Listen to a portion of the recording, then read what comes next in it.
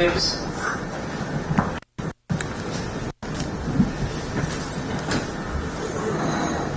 Item 2.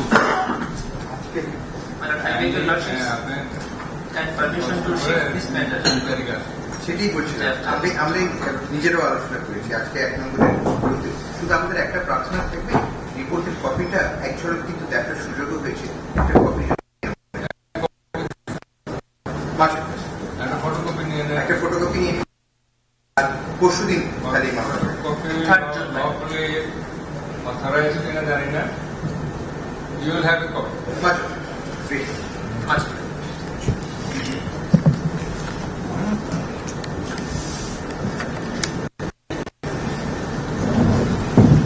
Item 1, the public comment committee.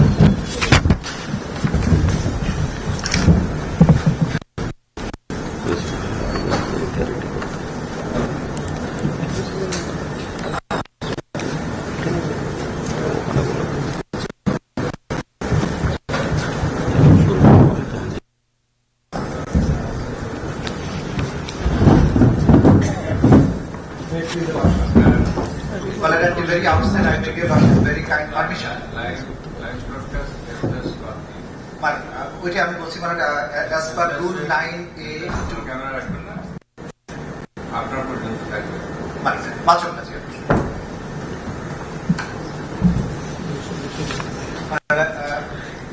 I beg permission to start. Everything has been structured, so everything is in order.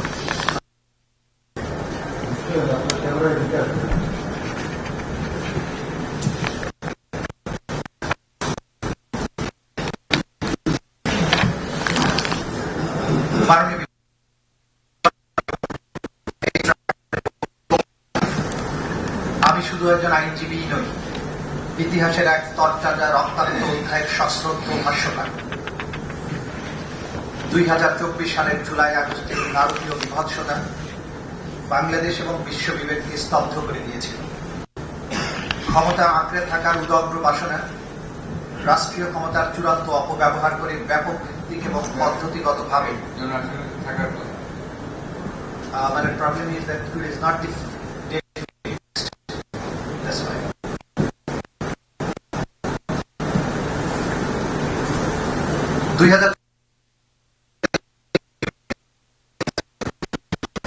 ক্ষমতা আঁকড়ে থাকার উদগ্র বাসনা, রাষ্ট্রীয় ক্ষমতার চূড়ান্ত অপব্যবহার করে ব্যাপক ভিত্তিক এবং পদ্ধতিগতভাবে আক্রমণের মাধ্যমে সংগঠিত নিষ্ঠুর হত্যাযজ্ঞ ও সহিংসতা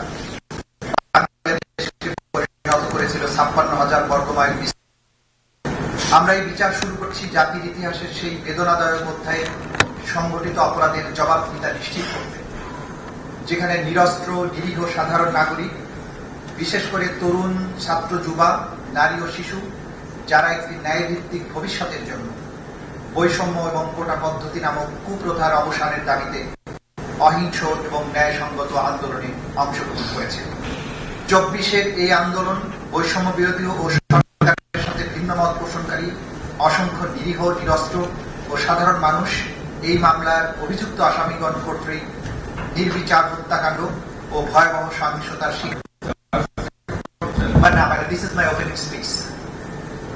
আসামিদের নির্দেশে তাদের নেতৃত্ব এবং নিয়ন্ত্রণে থাকা রাষ্ট্রীয় বাহিনী এবং রাজনৈতিক দল ও অঙ্গ সংগঠনের সদস্যদের দ্বারা সংগঠিত হয় হত্যা, অঙ্গহানি, গ্রেফতার, নির্যাতন, গুম ও চিকিৎসা প্রদানে বাধা, মৃত এবং ঘৃণ্য মানবতা বিরোধী অপরাধ। মাননীয় আদালত, 2024 সালের জুলাই বিপ্লব, যা মনসুন রেভলিউশন বা বর্ষা বিপ্লব নামে পরিচিত, সংগঠিত হয়েছিল 1.5 দশক ধরে চলমান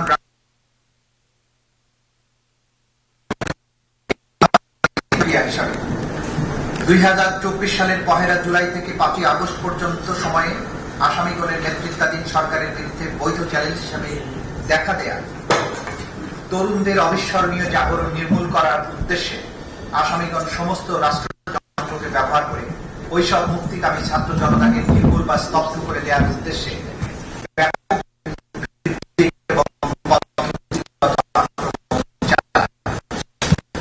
উপস্থিত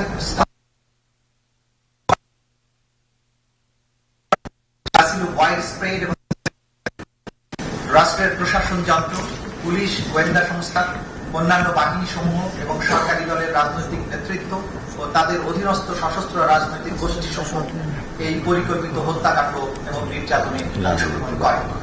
মাননীয় আদালত, এই বিচার শুধু বাংলাদেশের আভ্যন্তরীণ বিষয় নয়, বরং 2024 সালের জুলাই আগস্টে সংঘটিত মানবতা বিরোধী অপরাধ,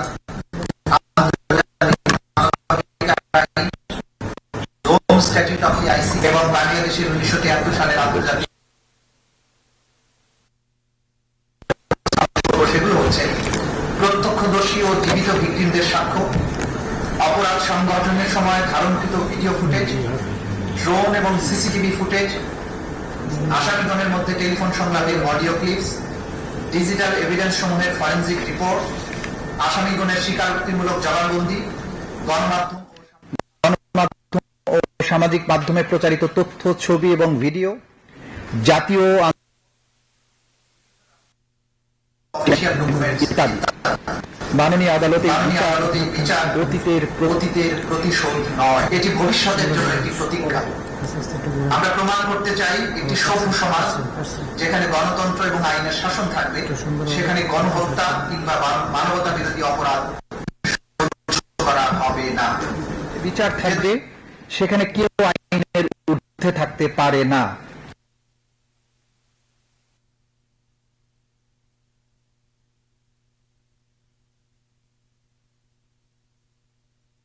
স্মরণ করছি জুলাই যারা আর কোনদিন তাদের পরিবারের কাছে ফিরে আসবেন না। স্মরণ করছি তাদেরকে যারা এই আন্দোলনের চোখ, হাত কিংবা শরীরের অন্য কোনো অঙ্গ হারিয়েছেন। স্মরণ করছি সেই সব অন্ধভয় মানুষদের যাদের অপরিসীম ত্যাগের কারণে এই রাষ্ট্র অন্ধকার সময় পেরিয়ে দেখছে। এই আদালত এমন একটি সময়ের সাক্ষ্য বহন করছে যা ইতিহাসের এক অনন্য দলিল হয়ে থাকবে। আমরা চাই এই বিচার হোক নিরপেক্ষ, প্রমাণ নির্ভর এবং ন্যায় ভিত্তিক।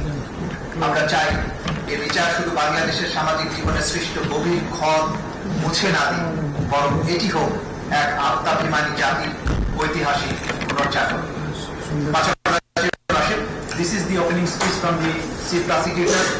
My Lord, we have submitted formal charge containing 105 pages, along with the other documents which contains 8,747 pages. এগুলোর মধ্যে ফর্মাল চার্জে আমরা মোট 5টি অভিযোগ এনেছি। সাক্ষীর সংখ্যা হচ্ছে 81 জন। তথ্যসূত্র মোট 5 খণ্ডে 2018 পৃষ্ঠা। জব্দ তালিকা এবং দালিলিক প্রমাণ মোট 8 খণ্ডে 4005 পৃষ্ঠা। শহীদদের তালিকা 10 খণ্ডে মোট 8747 পৃষ্ঠা। মোট 2724 পৃষ্ঠা। সর্বমোট ডকুমেন্টের পরিমাণ হচ্ছে 8747 পৃষ্ঠা। এখন আমি ফর্মাল চার্জ উপস্থাপনের জন্য, ফর্মাল চার্জ যেহেতু অনেক বড়, 2000 আপনি ফর্মাল চার্জে ইন্ডেক্স তৈরি করলে ভালো। এখানে আমরা যদি হেডিং দিয়েছি এবং সেটা হেডলাইন আছে সিকিউরিটি দিলে অসুবিধা নেই। সাবজেক্টের ইন্ডেক্স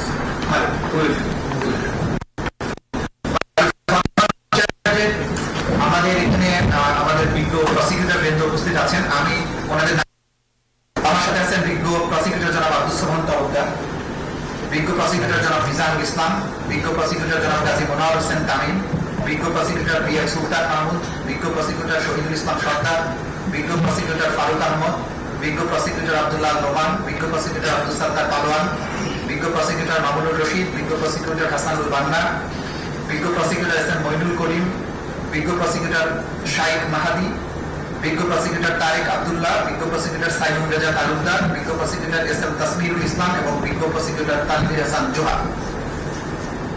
আজকের এই আদালতের ঐতিহাসিক ক্ষণে আমাদের তদন্ত সংস্থার যিনি সমন্বয়ক জনাব আনসারউদ্দিন খান পাঠান, সহ সমন্বয়ক জনাব শহীদুল্লাহ চৌধুরী সহ আমাদের তদন্ত সংস্থার তদন্তকারী কর্মকর্তারা যারা অক্লান্ত পরিশ্রম করে মামলাটাকে এই পর্যায়ে নিয়ে আসেন, তারাও উপস্থিত আছেন। মানে ফর্মাল চার্জ 135 পৃষ্ঠা। আমরা সমস্ত কিছু এই আদালতে এই মুহূর্তে পুরোটা উপস্থাপন সম্ভব নয় বলে আমরা উল্লেখযোগ্য অংশ আপনাদের সামনে প্রেস করব। প্রথমে কিছু অংশ আমাদের বিজ্ঞ প্রসিকিউটর মিজানুল ইসলাম সাহেব, সামান্য কিছু অংশ, আর সামান্য কিছু অংশ জনাব আব্দুস সালাম তালুকদার সাহেব, এবং শেষ দিকে যে বেসিক চার্জের অংশটুকু সেগুলো আমি নিজে প্রেস করবো। এই Describing aspects. Yes, sir. That will do. মানে শুরুতে প্রথম অংশটুকু উপস্থাপনের জন্য আমাদের মাননীয় প্রসিকিউটর মিজানুল ইসলাম সাহেবকে উপস্থাপন করার জন্য আদালতের অনুমতি প্রার্থনা করছি। আসুন, আসুন।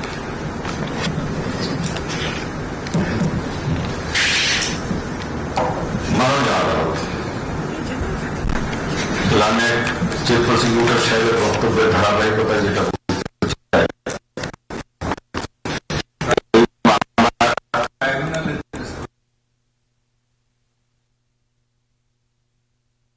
বলেছি,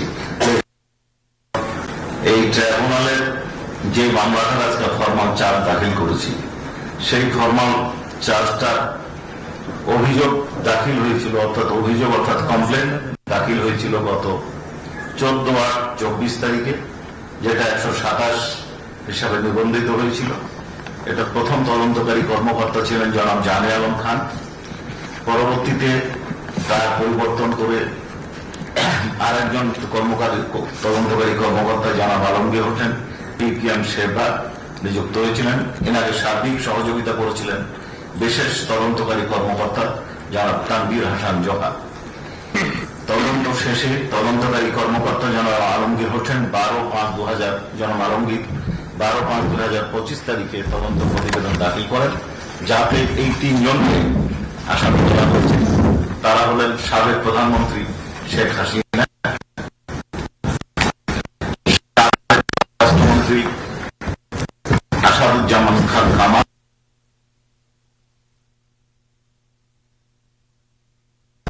সংগৃহীত যে সমস্ত তথ্য উপাত্ত পত্র পত্রিকা, মধ্যে ছিল পত্র পত্রিকা, ভিডিও, অডিও কল, বিভিন্ন প্রতিবেদন সংগ্রহ করে তিনি যে রিপোর্ট দিয়েছেন তার ভিত্তিতে আমরা এই ফরমাল চার্জ তৈরি করেছি জনাব আলমগীর সাহেবের সহায়তায়। সেইখানে আমরা মূল অভিযোগে যাওয়ার আগে আওয়ামী লীগের দুঃশাসন এবং আওয়ামী লীগ এবং শেখ হাসিনা কিভাবে ফ্যাসিবাদী শাসনে নিজেদেরকে রূপান্তরিত করেছিল, কিভাবে দেশে একটা স্বৈরাচার প্রতিষ্ঠিত হয়েছিল, কিভাবে একটা একনায়কতন্ত্র প্রতিষ্ঠা হয়েছিল, তার কিছু ধারাবাহিক বর্ণনা মাননীয় ট্রাইব্যুনালে। বাংলাদেশে ফ্যাসিবাদ এই আওয়ামী লীগ দুঃশাসনের ইতিহাস 24 বিপ্লবের পটভূমি যেভাবে সংগঠিত হয়েছিল তার মূল বর্ণনাটা আমরা দেখেছি, মূল অবস্থানটা দেখেছি। জুলাই বিপ্লব 1 জুলাই থেকে 5 আগস্ট পর্যন্ত সাবেক প্রধানমন্ত্রী শেখ হাসিনা ফ্যাসিবাদী এবং সর্বকাশী একনায়কতন্ত্রকে উৎখাত করা হয়েছিল। নেতৃত্বাধীন মদতপুষ্ট আইন শৃঙ্খলা বাহিনীর ঘাতক সদস্যবৃন্দ এবং আওয়ামী লীগ এবং তার অঙ্গ সংগঠনের 14 দলীয় সশস্ত্র বাহিনী কর্তৃক সংগঠিত ব্যাপক মাত্রা পদ্ধতিগত আক্রমণ ও লক্ষ্যভিত্তিক নিপীড়ন যা আসামিদের জ্ঞাতসারে সংগঠিত হয়েছিল। এতে প্রায় 1.5 সহস্রাধিক মানুষকে হত্যা করা হয়েছে, 25 সহস্রাধিক মানুষের আহত, অঙ্গহানি ও দৃষ্টিশক্তি কমছে। আওয়ামী এই যে কারণে এই সরকারকে উৎখাত করতে জনগণ উদ্বুদ্ধ হয়েছিল, জনগণ এই আন্দোলনকে সমর্থন দিয়েছিল। এই আলোচনার জন্য প্রথমে আমাদেরকে আওয়ামী লীগের প্রথম শাসন আমল এবং বাংলাদেশ স্বাধীন হওয়ার স্বাধীনতা যুদ্ধের প্রেক্ষাপটে কিছু আলোচনা দরকার। সদ্য স্বাধীন দেশ একটা সম্ভাবনার দেশ হিসাবে, গণতান্ত্রিক আশা আকাঙ্ক্ষা এবং সুখী সমৃদ্ধতাশালী দেশ হিসাবে প্রতিষ্ঠার আকাঙ্ক্ষায় জনতা এই দেশ স্বাধীন করলেও 1971 সালে স্বাধীন হলেও আওয়ামী লীগ সরকার তাদের জনগণকে প্রদত্ত প্রতিশ্রুতি লঙ্ঘন করে একনায়কতন্ত্র, স্বৈরাচার এবং নিপীড়ন ব্যবস্থা কায়েম করেছিল, যার প্রথম পদক্ষেপ ছিল রক্ষী বাহিনী গঠন। এই রক্ষী বাহিনী গঠনের মাধ্যমে দেশের মানুষকে করা হয়েছিল, গুম করা হয়েছিল, এবং শুধু তাই নয়, এই রক্ষী বাহিনীর কৃত অপরাধ যেন বিচারের আওতায় না আসে, এই জন্য ওই আইনে একটা ধারা সংযোজন করা হয়েছিল যাতে তাদের কৃত যে কোনো কর্মকাণ্ডের জন্য তাদেরকে দায় মুক্তি দেওয়া হয়। এরপরে আমরা দ্বিতীয় বিষয় যেটা দেখতে চাই সেটা মাননীয় ট্রাইব্যুনালের সামনে উপস্থাপন করতে চাই। প্রথম সংসদীয় নির্বাচন আমরা 2014 সালের ভোটারবিহীন নির্বাচন, 18 সালের নিশিরাতের নির্বাচন, যা ওনাকে লাইলাতুল ইলেকশনও বলেন, তারপরে আমি এবং দামির নির্বাচন, বহু আলোচনা শুনেছি, কিন্তু এটা সূত্রপাত ঘটেছিল 1973 সালের নির্বাচনে। ওই সময় বিরোধী কণ্ঠস্বর তেমন ছিল না বললেই চলে। একমাত্র জোরে সে নির্বাচিত হবেন এবং এই নির্বাচনকে ঠেকানোর জন্য, নির্বাচনকে জনগণের করার জন্য বরিশাল থেকে তার নেতা হেলিকপ্টার করে ব্যালট বাক্স ঢাকায় নিয়ে এসে তাকে পরাজিত দেখানো হয়েছিল। আমরা প্রত্যেকটা যে অভিযোগে এখানে আনয়ন করেছি, বর্ণনা দিয়েছি, তার তথ্যসূত্র আমরা বর্ণনা করেছি এবং ওই 5টা ভলিউমে আমরা দাখিল করেছি। এরপরে এই আওয়ামী লীগ শাসন আমলের আরেকটা দিক হচ্ছে 1974 সালের ভয়াবহ এই দুর্ভিক্ষে লক্ষ লক্ষ নিহত হয়েছিলেন। একটি হিসাবে দেখা যায় গড়ে প্রতিদিন 15,000-এর বেশি লোক মারা যেত। গণতান্ত্রিক প্রক্রিয়ার কবর রচনা ও বাকশাল গঠন, স্বাধীনতা, মুক্তি এবং বহুদলীয় গণতন্ত্রের স্বপ্ন নিয়ে যে মুক্তিযুদ্ধ সংগঠিত হয়েছিল, সেই স্বপ্নকে ভুলণ্ডিত করে 1975 সালের 25শে জানুয়ারি বাংলাদেশ সংবিধানের 4র্থ সংশোধনী আনয়ন এবং বাংলাদেশ কৃষক শ্রমিক আওয়ামী লীগ অর্থাৎ বাকশাল নামক সংগঠন প্রতিষ্ঠার মাধ্যমে গণতান্ত্রিক প্রক্রিয়ার কবর রচনা করে বাংলাদেশে চূড়ান্তভাবে একটি একদলীয় শাসন ব্যবস্থা চালু করা হয়। বাকশাল গঠনের পর অন্যান্য সকল রাজনৈতিক দলের কার্যক্রম নিষিদ্ধ করা হয়।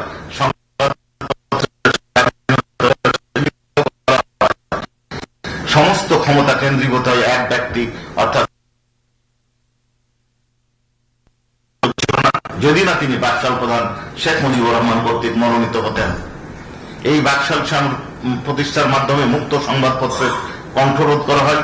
সরকার নিয়ন্ত্রিত 4টি পত্রিকা, দৈনিক Bangla, daily Bangladesh Times, daily Bangladesh observer এবং সাপ্তাহিক বিচিত্রা বাদে সকল পত্রিকার প্রকাশনা বন্ধ করে দেওয়া হয়। এই 4টি অনুমোদিত পত্রিকাতেও সরকারের নিয়ন্ত্রণ আরোপ করা করে মানুষের মৌলিক অধিকার খর্ব করা হয়। বিরোধীদেরকে বিনা বিচারে আটক রাখার জন্য সংবিধান সংশোধন করে নিবর্তনমূলক আটক রাখার বিধান সম্বলিত আইন পাশ করার সুযোগ করে দেওয়া হয়। এই সদ্য স্বাধীন বাংলাদেশের গণতান্ত্রিক প্রক্রিয়াকে ধ্বংস করে দেয়, দেশকে ফ্যাসিবাদের রাষ্ট্রের দিকে ধাবিত করে। বাকশাল গঠনের প্রতিবাদে পার্লামেন্ট ও মন্ত্রিসভা থেকে পদত্যাগ করেছিলেন মুক্তিযুদ্ধের সর্বাধিনায়ক জেনারেল এম.এ.জি. ওসমানী এবং ব্যারিস্টার মইনুল হোসেন। বাকশালে যোগদান না করায় রাজশাহী সদর আসনের এমপি জনাব মঈনুদ্দিন আহমেদ মানিকের সংসদ সদস্য পদ বাতিল করে দেওয়া হয়। 1975 সালের 15ই আগস্ট পট পরিবর্তনের পর একদলীয় শাসন ব্যবস্থা বাতিল করে বহুদলীয় গণতান্ত্রিক ব্যবস্থার পুনঃযাত্রা শুরু করে। এই সুযোগে বাকশাল চেতনাধারী আওয়ামী লীগ সরাসরি একদলীয় শাসনের কথা না বললেও বহুদলীয় শাসনের মোড়কে তাদের কাঙ্ক্ষিত একদলীয় শাসন ব্যবস্থা প্রতিষ্ঠান স্বপ্ন বাস্তবায়নে পরিকল্পিতভাবে এগিয়ে নিতে থাকে। পরবর্তীতে 1996 সালে আওয়ামী লীগ সরকার ক্ষমতায় আসীন হয়ে তাদের লুটপাটের ঐতিহ্য অনুসরণ 2001 সালে সাধারণ নির্বাচনে 4 দলীয় জোটের কাছে তারা নির্বাচনে পরাজিত হয়। 2008 সালের সেনা সমর্থিত সরকার অধীনে একটি সাজানো এবং পাতানো নির্বাচনে পুনরায় আওয়ামী লীগ ক্ষমতায় অধিষ্ঠিত হয়। সেই শেখ হাসিনার নেতৃত্বাধীন দলটি তখন থেকেই গণতন্ত্রের মোড়কে শেখ মুজিবুর রহমান প্রবর্তিত বাকশালী একনায়কতন্ত্র নতুন আঙ্গিকে পুনঃপ্রতিষ্ঠার জন্য ষড়যন্ত্র শুরু করে। এই আওয়ামী দুঃশাসন ও ফ্যাসিবাদের যে 15 বছর, তার মধ্যে বেশ কয়েকটা সেগমেন্ট আমরা ভাগ করেছি। তার মধ্যে প্রথম বিষয়টা হচ্ছে নির্বাচনী ব্যবস্থা ও গণতান্ত্রিক প্রক্রিয়া ধ্বংসকরণ। জি, এই ক্ষেত্রে আমরা কয়েকটা সাবটাইটেল করেছি। এক হচ্ছে 2008 সালে ষড়যন্ত্রের মাধ্যমে আওয়ামী লীগের ক্ষমতা দখল ও ক্ষমতা কুক্ষিগত করার জন্য তত্ত্বাবধায়ক সরকার বাতিল করা। 2রা জানুয়ারি 2007 সালের সশস্ত্র বাহিনী সামরিক শাসন কর্তৃক ক্ষমতার ব্যাকডোরে ক্ষমতায় এসে 100 তাদেরকে ক্ষমতা আনার জন্য যে প্রক্রিয়াটা অনুসরণ করেছিল, তার মধ্যে উল্লেখযোগ্য ছিল 130টা সংসদীয় আসনের সীমানা পরিবর্তন করে তাদেরকে নির্বাচিত হওয়ার সুযোগ করে দেওয়া হয়েছিল। এরপরে মাননীয় ট্রাইব্যুনাল এবং দেশবাসী সকলেই জানেন যে 2014 সালে কিভাবে একতরফা এবং ভোটারবিহীন নির্বাচন অনুষ্ঠিত হয়েছিল। আর 2018 সালের নিশিরাতের নির্বাচন, যেটা একটু আগে আমি বললাম যে এটাকে অনেকে লাইলাতুল ইলেকশনও বলে থাকেন। এরপরে এই 2018 সালের নির্বাচন ব্যাপকভাবে সমালোচিত হওয়ার পর তারা এক নতুন পদ্ধতি, নতুন সিস্টেম, নতুন উদ্ভাবনী শক্তির মূলে আবিষ্কার করলেন আমি এবং দামির নির্বাচন। যেহেতু বিরোধী দল কেউ নির্বাচনে অংশগ্রহণ করলো না, এই জন্য তারা তাদের প্রার্থীকে দামি প্রার্থী হিসেবে দাঁড় করালেন। অর্থাৎ সরকারি দলের লোক সরকারি দলের বিরুদ্ধে কথা বলছে, সরকার বিরোধী দল বলছে সরকার দুর্নীতি করছে, অর্থাৎ বিরোধী দল মানে যারা নির্বাচন করছে, আর তাদের মহিলা সদস্যদেরকে মনোনীত করে দিচ্ছেন সরকার প্রধান। এইটা আমরা দেখেছি। এই নির্বাচনে আগের দিন এই নির্বাচনের ফলাফল ঘোষণার সময় কি দেখা গেল, প্রধান নির্বাচন কমিশনার বলছেন যে 28% প্রকাশ হয়েছে। পিছন থেকে তাকে বলে দেওয়া হলো যে না, বলে দেন 42%, 40%।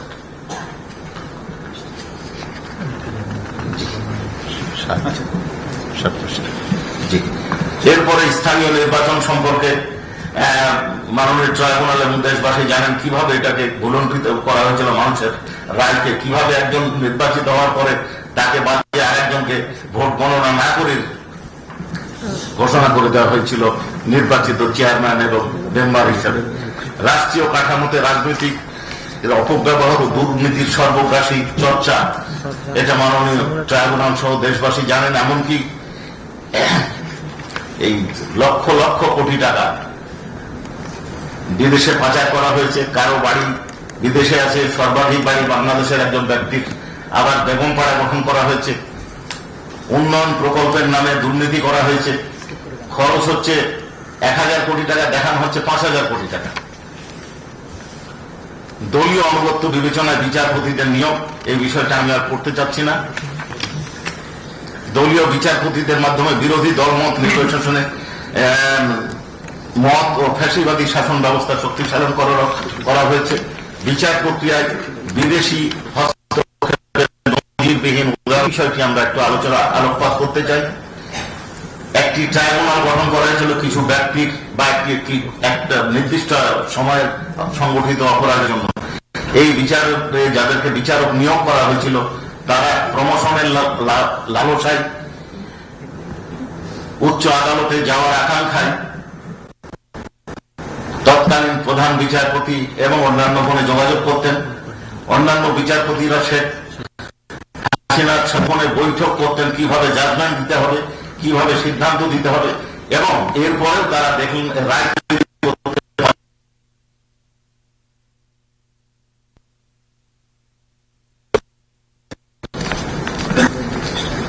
বিচার বিভাগের উপর নিয়ন্ত্রণ আরোপ এবং প্রধান বিচারপতি অপসারণের জন্য যে সিস্টেমটা আমাদের দেশে গড়ে উঠেছিল 75 সালের 15ই আগস্টের পর থেকে, সেটাকে পরিবর্তন করে সুপ্রিম জুডিশিয়াল কাউন্সিল বাতিল করে সংসদের হাতে, অর্থাৎ আওয়ামী লীগ নিয়ন্ত্রিত সংসদের হাতে গুম ও বিচার বহির্ভূত হত্যাকাণ্ড,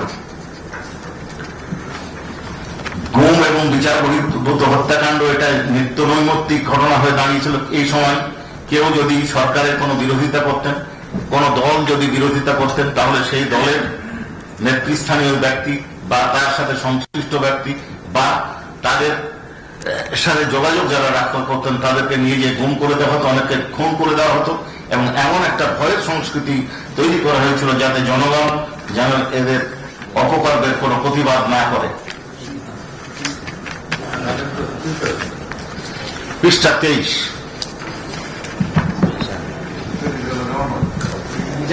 মিজানুল ইসলাম, হ্যালো মিজানুল ইসলাম, জি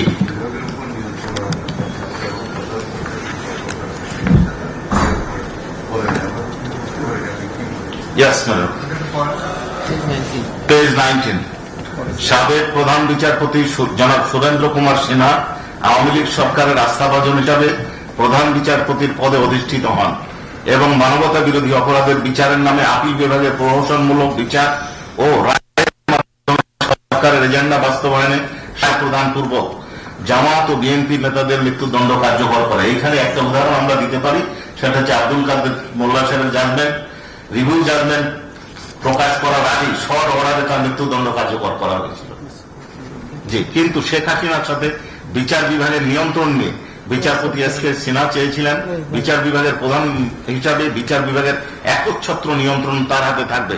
বিরোধের প্রেক্ষিতে ফ্যাসিবাদী আওয়ামী লীগ সরকার তৎকালীন প্রধান বিচারপতি এস কে সিনহার উপর ক্ষুব্ধ হয়ে তাকে নজিরবিহীনভাবে গোয়েন্দা সংস্থা দিয়ে শারীরিক নির্যাতন ও ভয় ভীতি দেখিয়ে প্রথমে দেশত্যাগ ও পরে পদত্যাগ করতে বাধ্য করে। এইটার তথ্যসূত্র আমরা এখানে পরিষ্কারভাবে উল্লেখ করেছি। এবং জি, এরপরে হেডলাইনটা সেগমেন্টটা পিলখানা ট্র্যাজেডি। ফ্যাসিবাদী শাসন প্রতিষ্ঠার ক্ষেত্রে ক্ষমতা গ্রহণের পরপরই আওয়ামী লীগ টার্গেট করে সেনাবাহিনীকে, পরের পৃষ্ঠা 10, 2009 সালে 25শে ফেব্রুয়ারি ঢাকার পিলখানায় অবস্থিত বিডিআর পরিবর্তিত নাম বিজেপি সদর দপ্তরে তথাকথিত বিদ্রোহ এর নামে সেনাবাহিনীর 57 জন দেশপ্রেমিক চৌকো সেনা অফিসার সহ 74 জনকে হত্যা করেন। বিদ্রোহকালীন সময়ে অবরুদ্ধ কর্মকর্তাদের উদ্ধার করতে তৎকালীন আওয়ামী লীগ সরকার যথাযথ ব্যবস্থা গ্রহণ না করে হত্যাকাণ্ডকে ত্বরান্বিত করেছে। পরবর্তীতে জনগণের জোরালো দাবি সত্ত্বেও বিডিআর তদন্ত কার্যক্রম পরিচালনা করেছে। ষড়যন্ত্রের হোতাদেরকে বাদ দিয়ে কেবলমাত্র মাঠে থাকা সৈনিক ও জওয়ানদের বিচার কার্য পরিচালনা করেছে। 5ই আগস্ট বিপ্লবের পর এই রহস্য পুনরুদ্ধারের জন্য একটা কমিশন গঠন করা হয়েছে। এরপরে 20 পৃষ্ঠাতে শাপলা চত্বরের গণহত্যা 1-3-13। 5ই মে রাতের অন্ধকারে সমাবেশে অবস্থান নিরীহ নিরস্ত্র এতিম মাদ্রাসা ছাত্র সহ ছাত্র জনতার উপর রাতের অভিযান পরিচালনা করে অগণিত মানুষকে নিষ্ঠুরভাবে হত্যা করা হয়।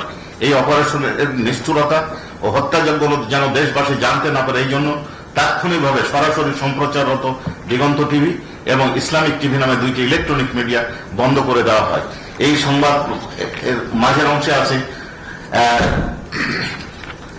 অধিকার নামক একটি সংগঠন এই হত্যাকাণ্ডের বিষয়ে বর্ণনা দেওয়া, তা প্রধানের বিরুদ্ধে মামলা ডিজিটাল নিরাপত্তা আইনে মামলা দায়ের করে তাকে কারাদণ্ডে দণ্ডিত করা হয়। এরপরে গুম ও বিচার বহির্ভূত হত্যাকাণ্ড 21। ফ্যাসিস্ট আওয়ামী লীগ সরকার তার মেয়াদকালে ভিন্ন মতাবলম্বী, মানবাধিকার কর্মী, বিরোধী দল সহ যে কোনো ধরনের ভিন্ন মতকে নিপীড়ন ও নিষ্পেষণের সমর্থক হয়ে উঠেছিল। এই সময় একটা রিপোর্টে দেখা যায় নিখোঁজ হয়েছিল 416 জন, আর একটা রিপোর্টে দেখা যায় 611 জন। তার মধ্যে হিউম্যান রাইটস ওয়াচের বক্তব্য এর মধ্যে 383 জন আর ফিরে আসেনি। প্রতিবেদনে 86 জনের গুমের কথা উল্লেখ হয়েছে। এবং এরই ধারাবাহিকতায় এই নিষ্ঠুরতা এবং গুম খুনের সুরাহা না করে 2001 সালে ডিসেম্বরে মার্কিন যুক্তরাষ্ট্র বাংলাদেশের র্যাপিড অ্যাকশন ব্যাটালিয়ন র্যাবের উপর মানবাধিকার চরম লঙ্ঘন করার জন্য নিষেধাজ্ঞা আরোপ করে। এরপরে হচ্ছে তৎকালীন স্বৈরাজ 23 নির্দেশনায় আইন শৃঙ্খলা রক্ষা বাহিনী কর্তৃক বিচার বহির্ভূত হত্যাকাণ্ড। এর মধ্যে উল্লেখযোগ্য হচ্ছে নারায়ণগঞ্জের 7 খুন, কাউন্সিলর একরাম হত্যাকাণ্ড, কাউন্সিলর একরাম হত্যাকাণ্ডের একটু বর্ণনা আমি দিতে চাই। তেসরা যুবলীগের দীর্ঘদিনের সভাপতি একরামুল হক, যাকে ওই বছর 26শে মে গভীর রাতে কথিত বন্দুকদের নির্মমভাবে হত্যা করে। ঘটনার দিন একটি গোয়েন্দা সংস্থার লোকজন তাকে বারবার ফোন করে একটা জমি কেনার সহায়তা করার জন্য চাপ দিলে সেই গোয়েন্দা সংস্থার কর্মকর্তারা কথা অনুযায়ী তিনি বাসা থেকে বের হন। ঘটনার রাত 11টার পর পকেট থেকে ফোনে মেয়ে কল করলে ফোনটি চাপ পড়ে রিসিভ হয়ে যায় এবং স্ত্রীর ফোন রেকর্ড হতে থাকে এবং ভয়াবহ হত্যাকাণ্ডের বর্ণনার শেষ মুহূর্তের নৃশংস শব্দ শোনা যায়। মেয়ের কণ্ঠে শোনা যায়, হ্যালো আব্বু। কাপা কাপা গলায় উত্তর আসে, জি আম্মু, আমি হিল্লা, একটা স্থানের নাম, যাচ্ছি। এইরকম কন্যা, এইরকম একরামের কন্যা ফোনের এক প্রান্ত থেকে প্রশ্ন করতে থাকে। তারপর অপর প্রান্ত থেকে জবাব আসে না, আসে গুলির শব্দ, গোলাগুলি, চিৎকার। এরপরে ডাক্তার ফয়েজ হত্যাকাণ্ডের বর্ণনা আছে এবং যারা এই ধরনের গুমের শিকার হয়েছেন তাদের তালিকা আমরা দিয়েছি 25, 26, 27, 28।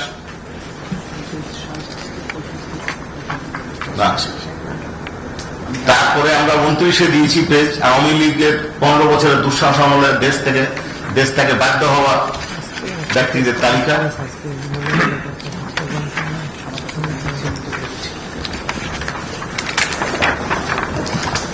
এরপরে এই যে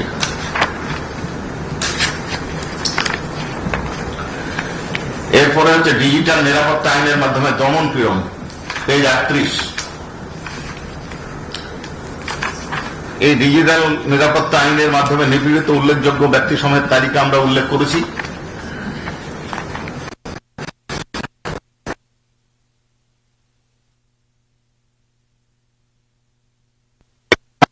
বলছি ঘৃণার রাজনীতি, এইটা মাননীয় ট্রাইব্যুনাল আমি এ করতে চাচ্ছি। ঘৃণার রাজনীতি, রাজাকার ও মুক্তিযুদ্ধের চেতনা শব্দের অপব্যবহার। 1971 সালের মহান স্বাধীনতা সংগ্রামের মধ্য দিয়ে বাংলাদেশ জন্ম হওয়ার পর থেকেই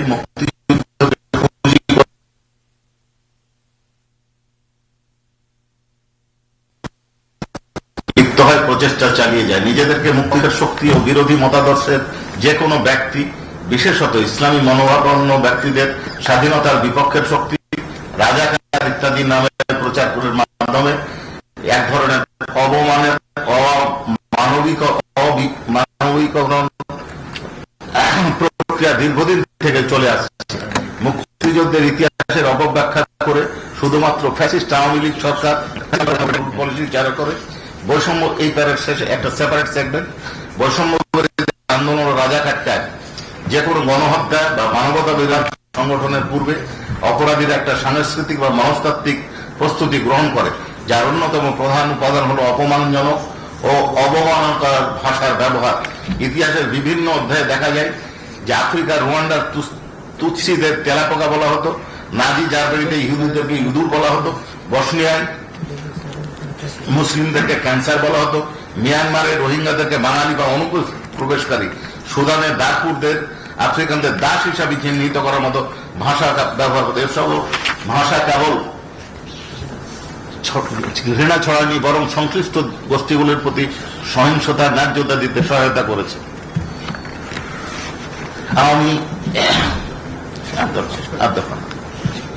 আওয়ামী সরকার মধ্যে গণমাধ্যম নিয়ন্ত্রণের বিষয়টা আছে, আমাদের 43 পৃষ্ঠা আছে গণমাধ্যমের উপর আঘাত। আমি যাচ্ছি এরপরে না, লাইন বাই লাইন আছে, আমি যাচ্ছি। বিপ্লবের সূচনা হয়েছিল 24শে জুলাই, বিপ্লবের সূচনা হয় 1 জুলাই থেকে 5ই আগস্ট, যার বর্ণনা আমরা দেখতে পাচ্ছি, আমাদের সকলেরই জানা আছে। কোটার ইতিহাসে সিম্পল একটা কথা আমি সেখানে বলতে চাই, কোটা আন্দোলনটা কেন হলো। একটা উদাহরণ আমি দিতে চাই, যেটা আমাদের বর্ণনাতে আছে, সেটা হচ্ছে যে পরীক্ষা যারা দিল, যিনি 71 পেলেন তিনি ফেল করলেন, আর কোটাতে যিনি 42 পেলেন তিনি পাস করলেন।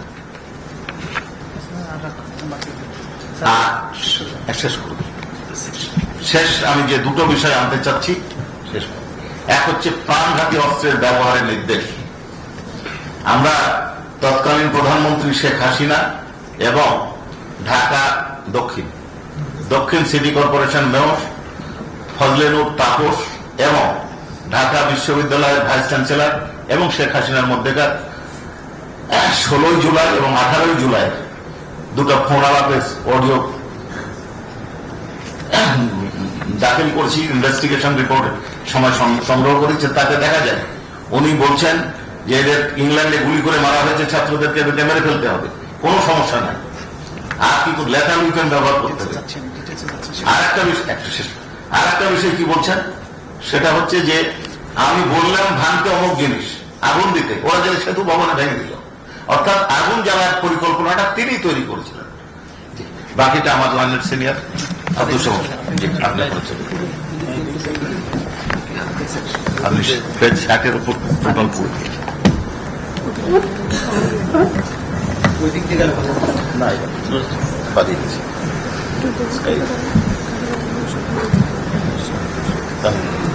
পেজ 60-এর প্রথম পার্টটা টোটাল পড়ে দিতে পারে।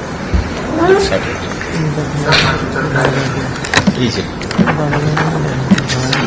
এটা কেমন জুলাই বিপ্লবের সংযুক্ত মানবাধিকার পরিচিত মে 60 এদিনটা হল জুলাই বিপ্লবের সংযুক্ত ওই মাইকটা একটু কানেকশন করে দেখতেছে সবাই কথা বলুন। 2024 সালের জুলাই আগস্টের ক্ষমতাসীন আওয়ামী লীগের সরকার কর্তৃক ছাত্র জনতার শান্তিপূর্ণ আন্দোলন দমন এবং রাজনৈতিক নিপীড়ন করে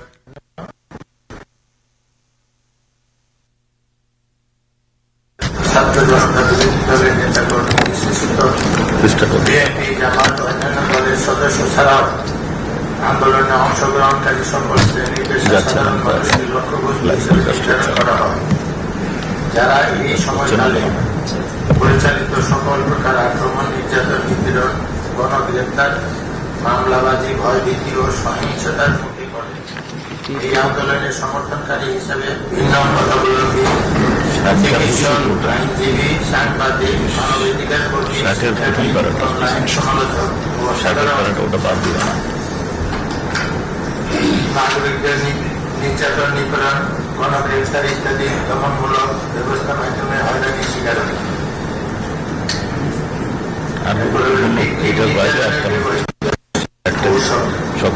আওয়ামী লীগের শাসনামলের নিরাপত্তা ও বাজার সংস্থাগুলোর সহায়তায় রাষ্ট্র সুসংগঠিতভাবে সর্বত্র নজরদারি দমননীতি প্রাতিষ্ঠানিক রূপ দিয়েছে। তারই ধারাবাহিকতায় মানুষের যোগাযোগ ও চলাফেরার উপর সংস্থা যেমন DGFI, NSI, CT, TC, SP special branch এবং পুলিশের গোয়েন্দা বিভাগ সক্রিয়ভাবে সর্বাধুনিক তথ্য প্রযুক্তি ব্যবহারের মাধ্যমে নজরদারি করেছে ও দমন ও নিপীড়নের সার্ভেইলেন্সের জন্য তারা একটি স্বতন্ত্র নজরদারি প্রতিষ্ঠান গড়ে তুলে যার নাম দেওয়া হয় national telecommunication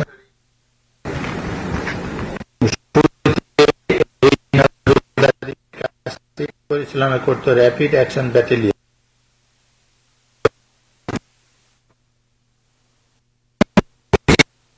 national monitoring centre বাহ্যিক আবরণে এই প্রতিষ্ঠানটির কাজ অপরাধী শনাক্তকরণের বৈধ নজরদারি লক্ষ্য পরিচালিত বলে বলা হলেও আড়ালে এই প্রতিষ্ঠানের মাধ্যমে নেতাকর্মী এবং ভিন্ন মত পোষণকারী কিংবা সরকারের অবৈধ কর্মকাণ্ডের জন্য হুমকি হয়ে ব্যক্তিবর্গকে নজরদারি, অপহরণ ও গুম করার কাজে ব্যবহৃত হয়ে থাকে।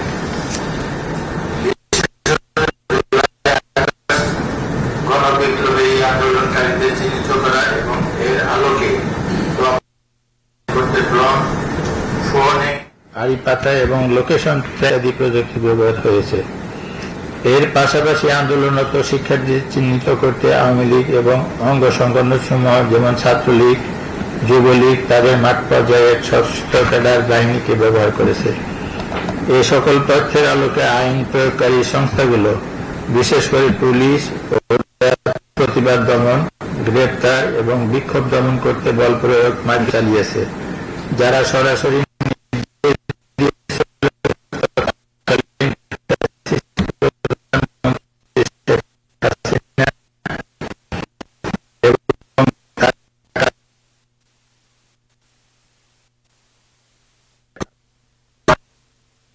আইনজীবী চৌধুরী আব্দুল্লাহ মামুন সহ অন্যান্য রাজনৈতিক নেতৃত্ব, প্রশাসনিক কর্মকর্তা ও তাদের অধীনস্থ এবং আইন শৃঙ্খলা বাহিনী জুলাই মানবতা বিরোধী অপরাধের 2024 সালের 5 আগস্ট পর্যন্ত অভিযুক্ত শেখ হাসিনা নেতৃত্বাধীন বাংলাদেশ আওয়ামী লীগ এবং বিভিন্ন অঙ্গ সংগঠন বিশেষ করে বাংলাদেশ ছাত্রলীগ, আওয়ামী যুবলীগ ইত্যাদি বিভিন্ন সময় নির্যাতন, সহিংসতা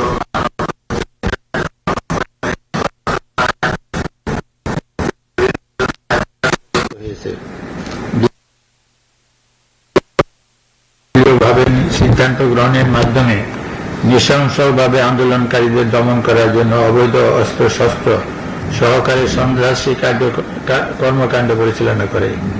নিচে এই সময়কালের কিছু উল্লেখযোগ্য ঘটনা তুলে ধরা হল। বাংলাদেশ আওয়ামী লীগ বাংলাদেশ আওয়ামী লীগ দেশের প্রাচীনতম রাজনৈতিক দলগুলোর অন্যতম।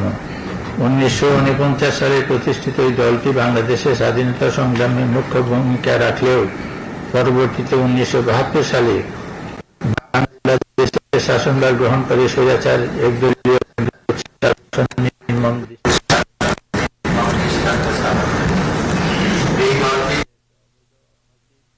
পদ্ধতিতে 2024 সালে আগস্ট পর্যন্ত ক্ষমতায় থাকাকালে জনগণের উপর ব্যাপক মাত্রায় দমন নিপীড়নের জন্য অভিযুক্ত হয়।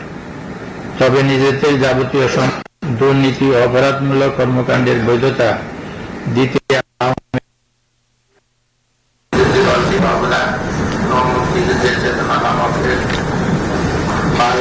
ধারণা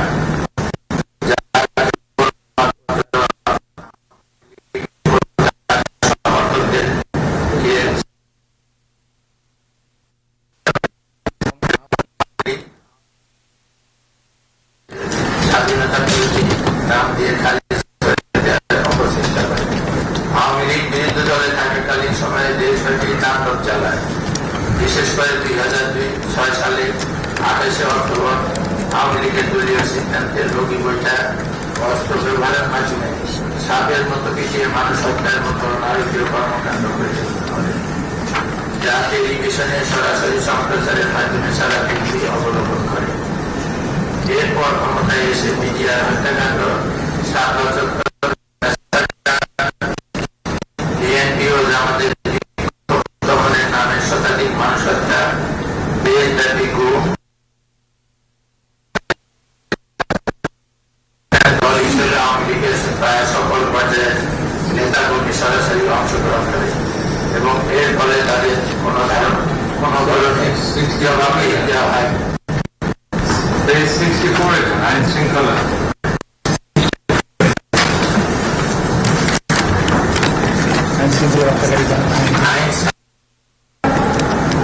তৎকালীন আওয়ামী লীগ সরকার শান্তিপূর্ণ বিক্ষোভ দমনে রাষ্ট্রযন্ত্রের সকল অভিযান পরিচালনা করে।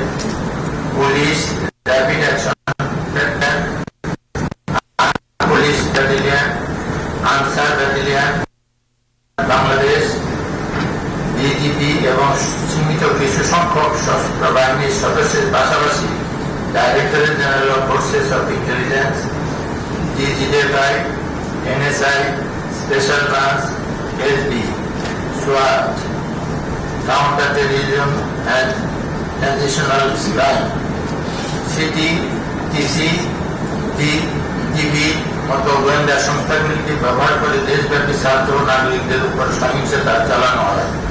এতে আওয়ামী লীগ ও এর অঙ্গ সংগঠন ছাত্রলীগ ও যুবলীগের সশস্ত্র সদস্যতা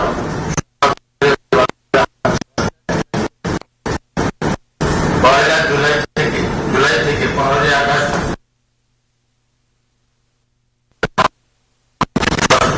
বাহিনীদের হাতে আমদানি 14,400 মানুষ নিহত হয়, যাদের মধ্যে 12-13% শিশু। নিরাপত্তা বাহিনী সামরিক রাইফেল, শটগান, গাঁদাগুলি, রাবার বুলেট, কাঁদানি গ্যাস সহ প্রাণঘাতী ও প্রাণঘাতী অস্ত্র নির্বিচারে ব্যবহার করে। কোথাও কোথাও হেলিকপ্টার থেকে গুলি চালানো হয় এবং নিরস্ত্র বিক্ষোভকারীদের কাছ থেকে গুলি করে তথ্য পাওয়া গেছে। পথচারী ও সাংগঠনিক সংগঠনকে বিনা প্ররোচনায় গ্রেফতার করা হয়, যার মধ্যে শিশু, নারী,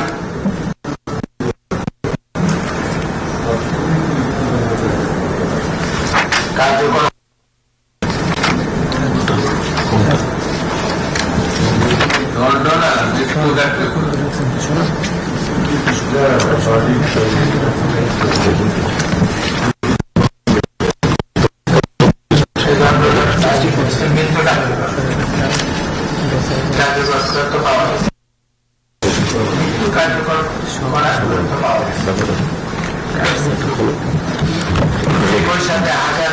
বিক্ষোভকারী ও সংগঠককে গ্রেফতার করা হয়, যার মধ্যে শিশু, নারী শুধু জুলাই মধ্যে 10,000-এর বেশি গ্রেপ্তারের তথ্য পাওয়া যায়। আটক ব্যক্তিদের উপর নির্যাতন ও যৌন সহিংসতার অভিযোগ পাওয়া গেছে এবং ছাত্র নেতাদের বলপূর্বক গুম করার ঘটনা জেলায় অর্জিত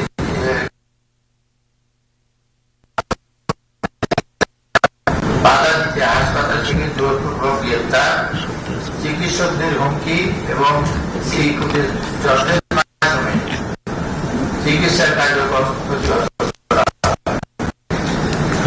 নারী আন্দোলন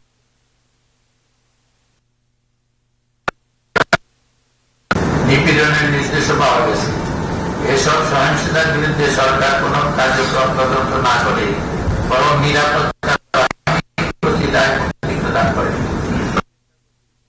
ও ACHR ও অন্যান্য সংস্থার পর্যবেক্ষণ অনুযায়ী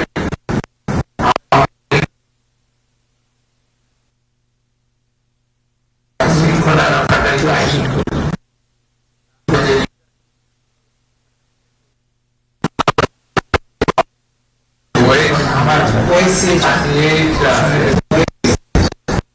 হচ্ছে office of the high commissioner for human rights.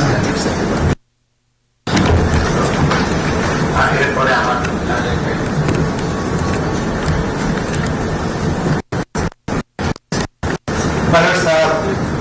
আমি এখন সুনির্দিষ্ট অভিযোগের মধ্যে যাব। বিফোর দ্যাট পেজ 60 যেটা এই সেটার প্রতি দৃষ্টি আকর্ষণ করার পরে আমি সুনির্দিষ্ট চাকরি এবং পারিবারিক উত্তরাধিকার এই যে বাংলাদেশ কাজ এগেন্স্ট হিউম্যানিটি সংগঠনের যে মনস্তাত্ত্বিক কারণগুলো ছিল সেটা এখানে বিশ্লেষণ করা হয়েছে। যেহেতু আওয়ামী সরকারের শুধুমাত্র শেখ মুজিবুর রহমানই বাংলাদেশের স্বাধীনতার একক কারিগর এবং তাকে বাংলাদেশের রাজনৈতিক ক্ষমতা এক ধরনের পারিবারিক উত্তরাধিকার হিসেবে চিত্রিত করে শেখ মুজিবের কন্যা হিসেবে শেখ হাসিনাকে জাতির অভিভাবক রূপে উপস্থাপন করা হয়।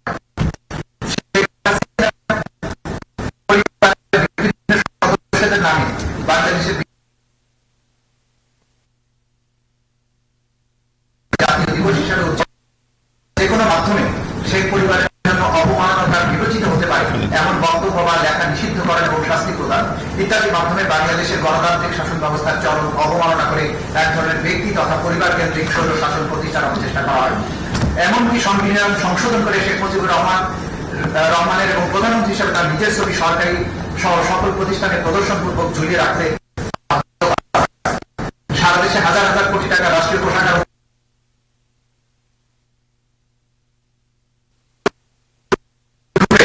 শিশুদের সামনে উপস্থাপন করার উদ্দেশ্যে শিক্ষা প্রতিষ্ঠানে মুজিবের জন্ম মৃত্যুবার্ষিকী সহ বিভিন্ন দিবস পালনে বাধ্য করা, প্রতিকৃতি এবং মুরালের নামে মূর্তি স্থাপন, স্কুলের অ্যাসেম্বলিতে শেখ মুজিবের বন্দনা গাইতে শপথনামার পরিবর্তন, সকল অফিস আদালতে মুজিব কর্নার স্থাপনে বাধ্য করা, শেখ মুজিব সংক্রান্ত সব বই সকল প্রতিষ্ঠানে রাখতে বাধ্য করা, সরকারি সকল নথি সংবলিত লোক স্থাপনে সরকারি আদেশ দ্বারা বাধ্য করা, শেখ পরিবারের বিভিন্ন সদস্যদের শত শত প্রতিষ্ঠান সহ রাস্তাঘাট ব্রিজ কালভার্টের নামকরণ, জন্ম মৃত্যু রদ্দ করা, অঙ্গন প্রতিযোগিতা ক্রীড়া প্রতিযোগিতার সামনে পূজনীয় হিসাবে উপস্থাপনের চেষ্টা করা হয়। শেখ মুজিবুর রহমানের মূর্তি স্থাপন সহ মুজিব বন্দনায় রাষ্ট্রের 4,000 সকল প্রিন্ট এবং ইলেকট্রনিক মিডিয়ায় নিয়মিতভাবে মুজিব বন্দনা প্রকাশ এবং সম্প্রচার করতে বাধ্য করা হয়। মানে আমি এখন ঘটনা প্রবাহের দিকে চলে যাচ্ছি। I will jump up to page 95। আমরা আমি এখানে ঘটনা প্রবাহ 9 থেকে সামনের দিকে 5 প্যারাগ্রাফ নাম্বার 3.9 3রা আগস্ট 2024 সারা দেশে বিক্ষোভ মিছিল এবং ছাত্র আন্দোলনের 9 দফা দাবির পক্ষে এবং সাধারণ মানুষের উপর পুলিশ এবং ছাত্রলীগের নৃশংস হামলা এবং হত্যার প্রতিবাদে প্রায় প্রতিটি জেলার শহরে বিক্ষোভের রাজপথ উত্তাল হয়ে ওঠে। কোটা সংস্কার আন্দোলনের এই পর্বে শুধু শিক্ষার্থী নয়, শিক্ষক, অভিভাবক, আইনজীবী, সাধারণ মানুষ একসঙ্গে রাজপথে নেমে আসে। সবার মুখে এক স্লোগান, দাবি এক, দফা এক, পদত্যাগ। বৈষম্য বিরোধী ছাত্র আন্দোলনের ডাকে শনিবার রাজধানী সহ দেশের বিভিন্ন অঞ্চল হয়ে ওঠে বিক্ষোভ মিছিল। রাজধানীর আফতাবনগর, বাড্ডা, রামপুরা, বনশ্রী, মিরপুর 10, সায়েন্স ক্লাব সহ বিভিন্ন পয়েন্টে সকাল থেকে বিক্ষোভ শুরু হয়। পরে অনেক এলাকা থেকে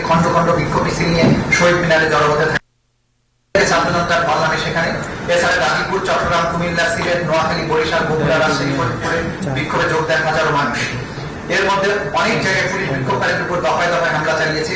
এই ঘটনায় কমপক্ষে এক ব্যবসায়ী শহীদ এবং 28 জন গুলিবিদ্ধ সহ 2 শতাধিক মানুষ আহত হয়েছেন। গাজীপুরে শ্রীপুরে গুলিবিদ্ধ হয়ে এক ব্যবসায়ী শহীদ হন, সেখানে পুলিশের হামলায় কমপক্ষে 23 জন গুলিবিদ্ধ, শতাধিক লোক আহত হয়েছেন। কুমিল্লায় ছাত্রলীগ যুবলীগের হামলায় 5 শিক্ষার্থী গুলিবিদ্ধ আহত হয়েছে। আন্দোলনকারী শিক্ষার্থীরা বেলা 11টার দিকে বিক্ষোভ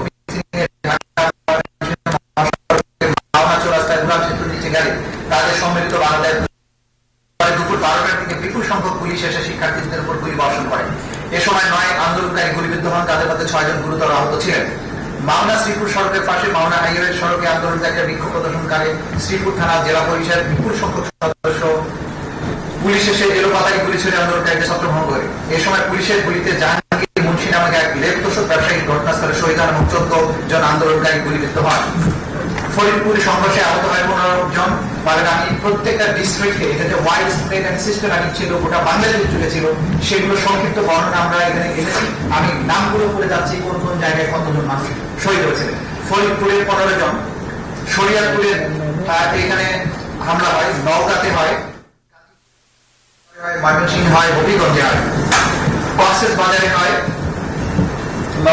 মাওলানা ভাসানী বিজ্ঞান প্রযুক্তি বিশ্ববিদ্যালয়ের শিক্ষার্থীরা অংশ নেয়, কুমিল্লাতে হয়, সিলেটের কোম্পানিগঞ্জ, বগুড়ায় বিক্ষোভকারীদের পুলিশ ছত্রভঙ্গ করতে কাঁদানো গ্যাসের শেল, সাউন্ড গ্রেনেড ও রাবার বুলেট ছড়িয়ে 6 জন গুলিবিদ্ধ হয় গতকাল বিকেল 4টার দিকে। মানে ওই দিন তার আগের দিন শহরের 7 মাথা থেকে মিছিল নিয়ে শহর প্রদক্ষিণের সময় ঘটনা ঘটে। ওই দিনই সেনাপ্রধান তার অধীনস্থ অফিসারদের নিয়ে একটি গুরুত্বপূর্ণ বৈঠকে বসেন এবং সেখানে জুলাই বিপ্লবে আন্দোলনকারীদের উপরে গুলি ছোড়ার বিষয়ে সেনাবাহিনীর অফিসাররা অনাগ্রহ প্রকাশ করলে সেনাপ্রধান রক্তপাত না ঘটানোর সিদ্ধান্ত গ্রহণ করেন। তৎকালীন প্রধানমন্ত্রী আগামী এইটা মানে 4 তারিখে আমরা বললাম 3 তারিখে বললাম। তৎকালীন প্রধানমন্ত্রী আসামি শেখ হাসিনা, তৎকালীন স্বরাষ্ট্রমন্ত্রী আসাদুজ্জামান খান কামাল, তৎকালীন আইজিপি আব্দুল্লাহ মামুন উল্লেখিত অপরাধ সংগঠনের উস্কানি, প্ররোচনা, উৎসাহ, সর্বোপরি তাদের অধস্তনদের মানবতা বিরোধী অপরাধ সংগঠন করেছে। ঘটনা 10 ইতিহাসের জঘন্যতম হত্যাকাণ্ড। সকাল 10টা থেকে শাহবাগে শেখ মুজিব বিশ্ববিদ্যালয় হাসপাতালের সামনে ছাত্রলীগ, আওয়ামী লীগ এবং নেতাকর্মীরা জনপথের সশস্ত্র অবস্থানে থাকে। তারা রিভলভার, পিস্তল, রড, রামদা, বিভিন্ন ধরনের দেশীয় অস্ত্র শস্ত্র নিয়ে অবস্থান নেয়। আন্দোলনকারীরা শাহবাগে পৌঁছালে ছাত্রলীগ নেতাকর্মীরা তাদের চাপার জন্য হাসপাতালের ভেতরে আগুন লাগিয়ে দেয় সন্ত্রাসীরা। একই সময় বাংলা মোটর, আজিমপুর, খিলগাঁও, মোহাম্মদপুর, উত্তর আটিকাটুলি, যাত্রাবাড়ি, ফার্মগেট, কারওয়ান বাজার, মিরপুর 10, শাহবাগ এলাকায় সংঘর্ষ ছড়িয়ে পড়ে। হামলা, গুলি, গ্রেনেড এবং লাশ। বাংলা মোটরে আওয়ামী লীগ ছড়ে আন্দোলনকারীদের ছত্রভঙ্গ করে দেয়। আজিমপুরে হাসিবুর রহমান মালিকের নেতৃত্বে আওয়ামী লীগ নেতাকর্মীরা শিক্ষার্থীদের উপর নৃশংস হামলা চালায়। উত্তরা শিক্ষার্থী হাসপাতালে ভর্তি হন। মোহাম্মদপুর বাস স্ট্যান্ডে আওয়ামী লীগ কর্মীরা লাঠি এবং দেশীয় অস্ত্র নিয়ে জড়ো হয়ে পুলিশকে সহযোগিতা করে নিরস্ত্র শিক্ষার্থীদের উপর হামলা চালায়। খিলগাঁওয়ের গলিতে গলিতে ছাত্রলীগ, পুলিশ এবং সরকার সমর্থিত সন্ত্রাসীরা একত্র হয়ে আন্দোলনকারীদের উপর নির্বিচার হামলা চালায়। সকাল 10টার পরে ধানমন্ডি 2 নম্বর সিটি কলেজ, সায়েন্স ল্যাব এলাকায় জড়ো হতে থাকে ULAB, Stamford, Dhaka College, Eden মহিলা college, Dhanmondi Ideal College, Dhaka City College, Birshreshtha Munshi Abdul college, বীরশ্রেষ্ঠ নূর মোহাম্মদ কলেজ সহ আশেপাশের বিভিন্ন সরকারি বেসরকারি শিক্ষা প্রতিষ্ঠানের শিক্ষার্থীরা পুলিশ, ছাত্রলীগ, যুবলীগ এবং আওয়ামী লীগের সমর্থিত নেতা যুদ্ধক্ষেত্রে পরিণত হয় রাজধানীর মিরপুর 10 এলাকা। পুলিশ এবং আওয়ামী লীগ নেতাকর্মীদের পাটকেল নিক্ষেপ একজনের মৃত্যু হয়। সিলেট, রংপুর, পাবনা, কিশোরগঞ্জ, মুন্সিগঞ্জ, সিরাজগঞ্জ, কক্সেস বাজার, বরিশাল, বগুড়া, শেরপুর, ভোলা, জয়পুরহাট, সাভার, হবিগঞ্জ সহ মোট 19 জেলায় সহিংসতায় শহীদ হন অন্তত 91 জন। বেশিরভাগই শিক্ষার্থী, নিরস্ত্র আন্দোলনকারী। শহীদদের মধ্যে বহুজন সরকারি বাহিনীর গুলিতে প্রাণ হারান। সরকারের কঠোর দমন পীড়নের পদক্ষেপ হিসেবে বিকাল 6টা থেকে অনির্দিষ্টকালের জন্য কারফিউ জারি করা হয়। সারাদিন আহত শহীদদের বহন করে ঢাকা মেডিকেল কলেজে আন্দোলনকারী শহীদ মিনার থেকে শাহবাগের দিকে মিছিলে গিয়ে চিৎকার করতে থাকেন আমার ভাই মৌলিকুনি আছে।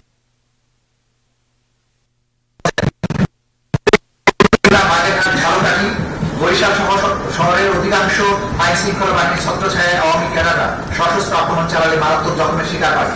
তৎকালীন প্রধানমন্ত্রী আসামি শেখ হাসিনা, তৎকালীন স্বরাষ্ট্রমন্ত্রী আসাদুজ্জামান খান কামাল, তৎকালীন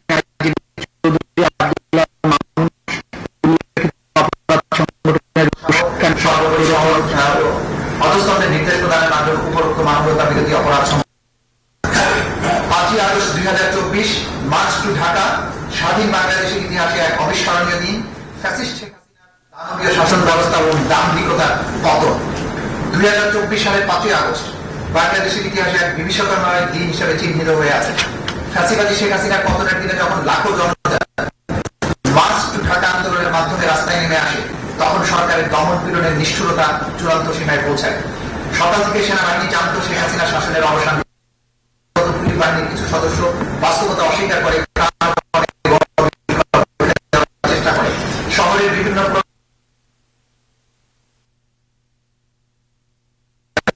গুলি ছড়ে চারখাপুর, শাহবাগ, রামপুরা ব্রিজ, বাড্ডা, মিরপুর, আজমপুর, আশুলিয়া, গাজীপুর প্রতিটি স্থানে রক্তাক্ত লাশ ছড়িয়ে পড়তে থাকে, যাদের অধিকাংশ ছিল কিশোর বা শিক্ষার্থী। রাজধানীর চারখাপুরে গুলিতে 6 জন ছাত্র জনতা শহীদ হন। আশুলিয়াতে পুলিশের ভয়াবহতা চরমে পৌঁছে। এখানে বহু সংখ্যক নিরীহ নিরস্ত্র মানুষকে হত্যা করা হয়।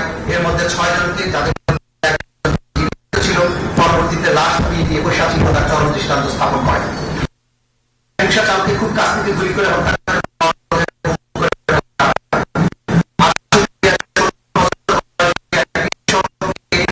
গুলি করেছিল তারা বন্ধু করা হয়। এমন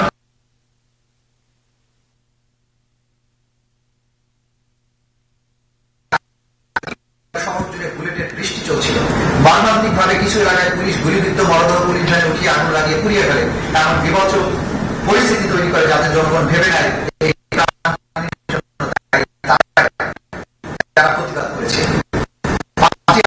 ছিল মুক্তির সূচনা। কিন্তু সেই দিনটি রঙিন হওয়ার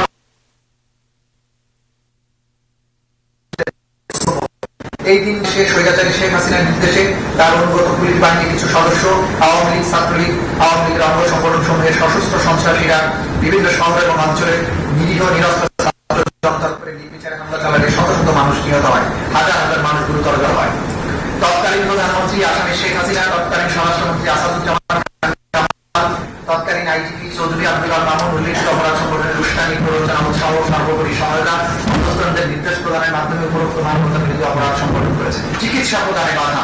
তৎকালীন আওয়ামী লীগ ফ্যাসিস্ট সরকারের বিভিন্ন বাহিনী এবং আওয়ামী লীগের বিভিন্ন অঙ্গ সংগঠনের সশস্ত্র ক্যাডারদের আক্রমণে চলমান আন্দোলনে আহত এবং গুরুতরভাবে জখমপ্রাপ্ত ব্যক্তিদের চিকিৎসা গ্রহণে বাধা প্রদান করে। প্রত্যক্ষদর্শীদের বিবরণ এবং ভিডিও থেকে প্রমাণ জানা যায় পুলিশের ডিটেকটিভ ব্রাঞ্চ, ডিজিএফআই, এনএসআই এবং আওয়ামী লীগের সমর্থকেরা এই চিকিৎসা সহায়তায় বাধা প্রদান করে। চিকিৎসা সহায়তা বাধাগ্রস্ত করার দেওয়া, তথ্য সংগ্রহ করা, যে রোগীদের জরুরি চিকিৎসার প্রয়োজন তাদের চিকিৎসা না দিয়ে গ্রেপ্তার করা এবং চিকিৎসা প্রদানকারী কর্মীদের ভয় দেখানো হয়। তার অংশ হিসাবে চিকিৎসা প্রদানকারীকে দুর্গম অঞ্চলে বদলি করা হয়। ডিজিএফআই, এনএসআই এর সহ গোয়েন্দা ও নিরাপত্তা সংস্থাগুলো হাসপাতালগুলোতে অভিযান চালিয়ে মেডিকেল রেকর্ড জব্দ করে এবং চিকিৎসা প্রদানকারী কর্মীদের চিকিৎসা প্রদানে অস্বীকার করতে ইচ্ছাকৃত চিকিৎসা সেবা ব্যবস্থা ব্যাহত করার ফলে আহত জখম গুরুতর আকার ধারণ করে এবং অনেকে মৃত্যুর ঘটনা ঘটে। ভুক্তভোগী এবং প্রত্যক্ষদর্শীদের বিবরণ ইঙ্গিত করে যে পুলিশ প্রায়ই চিকিৎসা সহায়তা দিতে ইচ্ছাকৃতভাবে বাধা দিয়েছে, যেমনটা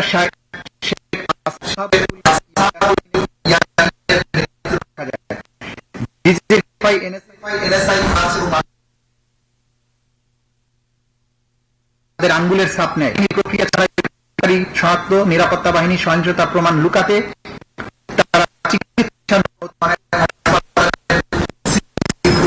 ধ্বংস করে ফেলে। আহত বিক্ষোভকারীদের যথাযথ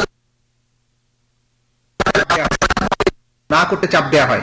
একাধিক সাক্ষ্যের মাধ্যমে জানা যায় যে এটি ঊর্ধ্বতন মহলের নির্দেশে করা হয় এবং এর মধ্যে হাসপাতাল পরিদর্শনে আসা ঊর্ধ্বতন কর্মকর্তারাও ছিলেন। নিরাপত্তা বাহিনী এবং বিভিন্ন গোয়েন্দা সংস্থা বিভিন্ন হাসপাতালে একই ধরনের বাধা প্রয়োগ করেছে, যা থেকে প্রতীয়মান হয় উপর মহল থেকে সকল স্থানে একই কৌশল অবলম্বন করতে বলা হয়েছে। কোন এক হাসপাতালে গুলিবিদ্ধ হয়ে মারা যাওয়া ব্যক্তিদের মৃত্যুকে দুর্ঘটনা হিসেবে রেকর্ড করার নির্দেশ দেওয়া হয়। নির্দেশ না মানলে চিকিৎসা কর্মীদের বিরুদ্ধে মামলা করার হুমকি দেওয়া হয়। অন্য একটি হাসপাতালে পুলিশের নির্দেশ দেওয়া ছিল যে গুলিবিদ্ধ কাউকে ভর্তি না করার। অন্য একটি হাসপাতালে আওয়ামী লীগের একজন সংসদ সদস্য সরাসরি আহত বিক্ষোভ তাদের গ্রেফতার করে। এর ফলে অন্যান্য আহতরা লুকিয়ে যায়। আরেক হাসপাতালে ডিজিএফআই, এনএসআই এর সদস্যরা আহত বিক্ষোভকারীদের চিকিৎসা প্রদানকারী চিকিৎসকদের জেরা করে নাম ঠিকানা লিখে রাখে।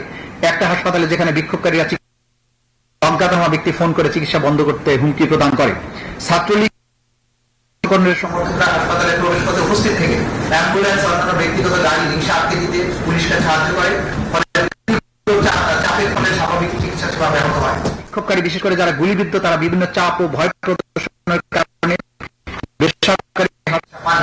অন্য চিকিৎসক স্বাস্থ্যকর্মী নিজেদের জীবনের ঝুঁকি নিয়ে জরুরি ভিত্তিতে বিনা খরচে আহতদের চিকিৎসা দিয়েছেন, যার মধ্যে রাজধানীর ইবনে সিনা মেডিকেল কলেজ হাসপাতাল কৌশলে মহিলা ওয়ার্ডে পুরুষ জখমীদের চিকিৎসা তল্লাশি থেকে বাঁচার জন্য। নারী এবং শিশুদের প্রতি নিষ্ঠুরতা। তৎকালীন আওয়ামী ফ্যাসিস্ট সরকার বিভিন্ন বাহিনী এবং আওয়ামী লীগের বিভিন্ন অঙ্গ সংগঠনের রাজনৈতিক নেতাকর্মীদের মাধ্যমে চল আন্দোলনে নারী ও শিশুদের প্রতি নিষ্ঠুরতার দৃশ্য ফুটে ওঠে। নারী আন্দোলনকারীরাও নিরাপত্তা বাহিনী ও সশস্ত্র আওয়ামী লীগ কর্মীদের হামলা থেকে রেহাই পায়নি। ঢাকা বিশ্ববিদ্যালয় ইডেন কলেজে নারী শিক্ষার্থীদের উপর হামলার পাশাপাশি ঢাকার বিভিন্ন স্থানে যাত্রাবাড়ি, উত্তরা, ধানমন্ডি, মিরপুর, ঢাকার বাইরে সাভার, কুমিল্লা, সিলেট অনুরূপভাবে নির্বিচারে যাতে নারীরা বিক্ষোভে অংশগ্রহণ তাদের নির্যাতন করা হয়। নারীদের শারীরিক নির্যাতনের লক্ষ্যে তাদের মুখ, বক্ষ, পেলভিস, নিতম্ব লক্ষ্য করে আঘাত করা হয়। আঘাত করার পাশাপাশি নারী শারীরিক সহিংসতার পাশাপাশি নারীদেরকে বিক্ষোভকারী নারীদেরকে বেশ ভাষায় করা হয়। পুলিশ এবং আওয়ামী লীগ, ছাত্রলীগ সহ তাদের অঙ্গ সংগঠনের কর্মীরা নারী বিক্ষোভকারীদের ধর্ষণ হুমকি দেয়। আওয়ামী লীগ কর্মীদের হাতে নারী বিক্ষোভকারীদের শারীরিক যৌন সহিংসতার একটা ঘটনা ঘটেছে। আগস্টের প্রথম দিকে ঢাকায় বাসের লাঠিয়াতে কয়েকজন পুরুষ এক মহিলাকে আটকিয়ে তিনি আন্দোলনকারী কিনা জানতে চায়। তার ব্যাগ এবং ফোন তল্লাশি করে একটি বাংলাদেশের পতাকা পাওয়া তার চুল টেনে ধরে, পোশাক ছিঁড়ে ফেলে ও বক্র নিতম্বে চাপ দিয়ে ধরে রাখে ও অশ্লীল গালিগালাজ করে। ধর্ষণের হুমকি দেয়, তাকে শারীরিকভাবে লাঞ্ছিত করে, বক্ষ গোপনাঙ্গে হালিল মন্তব্য করে।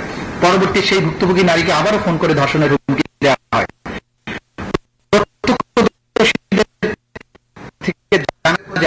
নারী বিক্ষোভকারীকে আক্রমণ করেছিল, যাদের মধ্যে দুজন শিক্ষার্থী ছিল, তাদের প্রথমে পর পুলিশে হস্তান্তর করা হয়। এই আন্দোলনে বিপুল সংখ্যক শিশু কিশোর সক্রিয়ভাবে অংশগ্রহণ করে, যাদের উচ্চ বিদ্যালয়, কলেজ, ধর্মীয় মাদ্রাসার শিক্ষার্থী, অল্প বয়সী শ্রমিকও ছিল। আবার কেউ রাস্তায় বিক্ষোভ।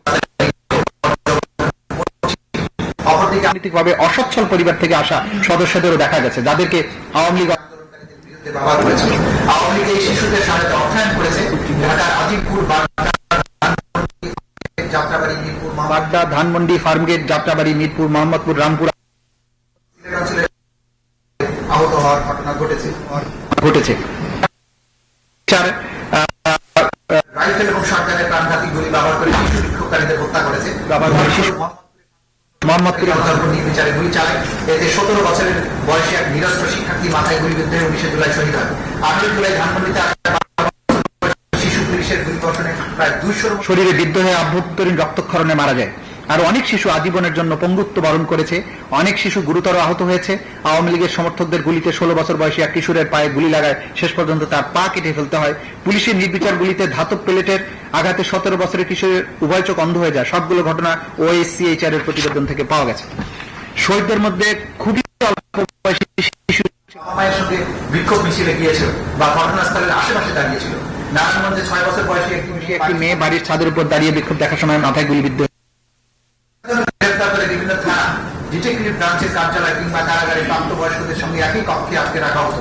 সেখানে তাদের নির্যাতন এবং অপদস্থ করা হতো। স্বীকারোক্তি আদায়ের লক্ষ্যে তাদের জবরদস্তিও করা হতো। তাছাড়া বেশ কয়েকজন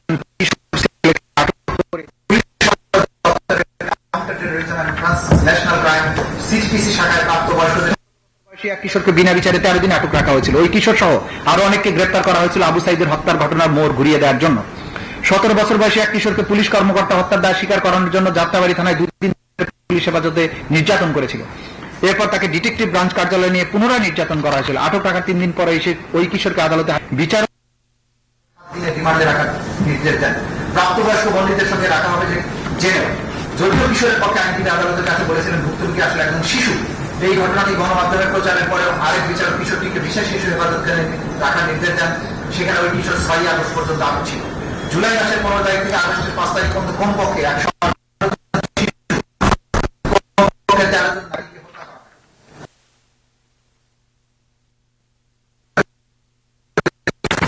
তার বিরুদ্ধে কি কি মামলা আছে সেগুলো আমরা বলেছি। আসাদুজ্জামান খান কামালের পরিচয় দিয়েছি, মামুনের পরিচয় দিয়েছি। এবার আমি চলে আসছি পেজ 108। আসামিদের বিরুদ্ধে মানব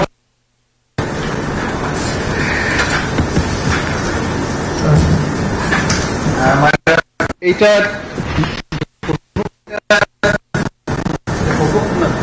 মোরালেস এটা হচ্ছে আমি 110 অপরাধ সংগঠনে আসামিদের যৌথ দায় এবং ঊর্ধ্বতন অবস্থান, জয়েন্ট ক্রিমিনাল এন্টারপ্রাইজ এবং কমান্ড রেসপন্সিবিলিটি। বাংলাদেশের তৎকালীন প্রধানমন্ত্রী তথা নির্বাহী বিভাগের প্রধান, বাংলাদেশ আওয়ামী লীগের সভাপতি এবং 14 দলীয় জোট প্রধান হিসেবে আসামি শেখ হাসিনা ছিলেন সকল ক্ষমতা এবং কর্তৃত্বের সর্বোচ্চ কেন্দ্রবিন্দু। একজন শাসক হিসাবে সকল গুরুত্বপূর্ণ সব সিদ্ধান্ত তিনি এককভাবে গ্রহণ করতেন। তার সকল রাজনৈতিক এবং প্রশাসনিক সিদ্ধান্ত বাস্তবায়ন এবং সমর্থনের মাধ্যমে অধীনস্থরা তাকে সন্তুষ্ট করে তার কৃপা দৃষ্টি লাভ করার জন্য সর্বদা সচেষ্ট থাকত। জুলাই বিপ্লবে সংগঠিত সকল মানবতা বিরোধী অপরাধের প্রধান এবং একমাত্র কারণ ছিল যে কোনো মূল্যে শেখ হাসিনাকে ক্ষমতায় টিকিয়ে রাখা। সেদিক থেকে বিবেচনা করলে জুলাই বিপ্লবে সংগঠিত অপরাধের নিউক্লিয়াস ছিলেন শেখ। অন্যান্য অপরাধীরা বিশ্বাস করছে যে শেখ হাসিনা ক্ষমতায় টিকে থাকলে তারাও টিকে থাকবে এবং সকল অপরাধ করা সত্ত্বেও তারা নিরাপদে থাকবে, আনুগত্যের জন্য পুরস্কৃত হবে। শেখ হাসিনা ছিলেন সকল অপরাধী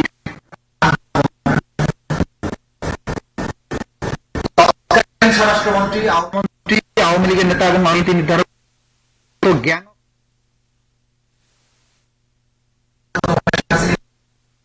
আসাদুজ্জামান খান কামালের নেতৃত্বাধীন কোর কমিটির বৈঠকে ধানমন্ডির বাসায় অনুষ্ঠিত হতো। স্বরাষ্ট্র আসামি আসাদুজ্জামান খান প্রধান হিসেবে আইন শৃঙ্খলা বাহিনীর অন্যতম নিয়ন্ত্রক এবং স্বরাষ্ট্রমন্ত্রীর সহযোগী আন্দোলন দমনে নিরস্ত্র ছাত্র জনতার উপর নির্বিচারে গুলি বর্ষণের হচ্ছে কিনা তা তারা সার্বক্ষণিকভাবে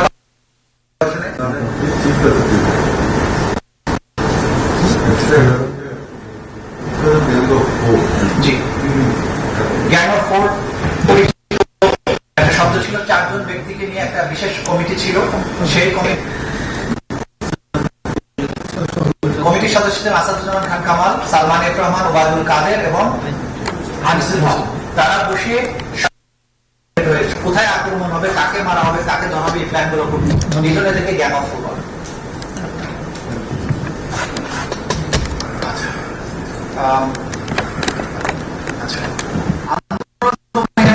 নিরীহ ছাত্র জনতা গুলি বর্ষণের সিদ্ধান্ত বাস্তবায়ন হচ্ছে কিনা তা পরিদর্শন এবং পর্যবেক্ষণ করতেন।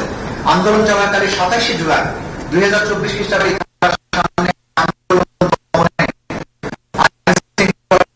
তদারকি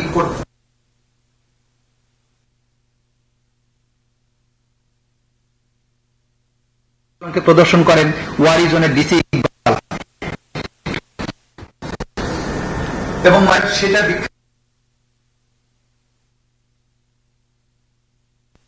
বাকিটি চায় না স্যার, এটাই তার আতঙ্কের বিষয়। এটা ছিল সেই প্রধানমন্ত্রী হিসেবে আসামি শেখ হাসিনা,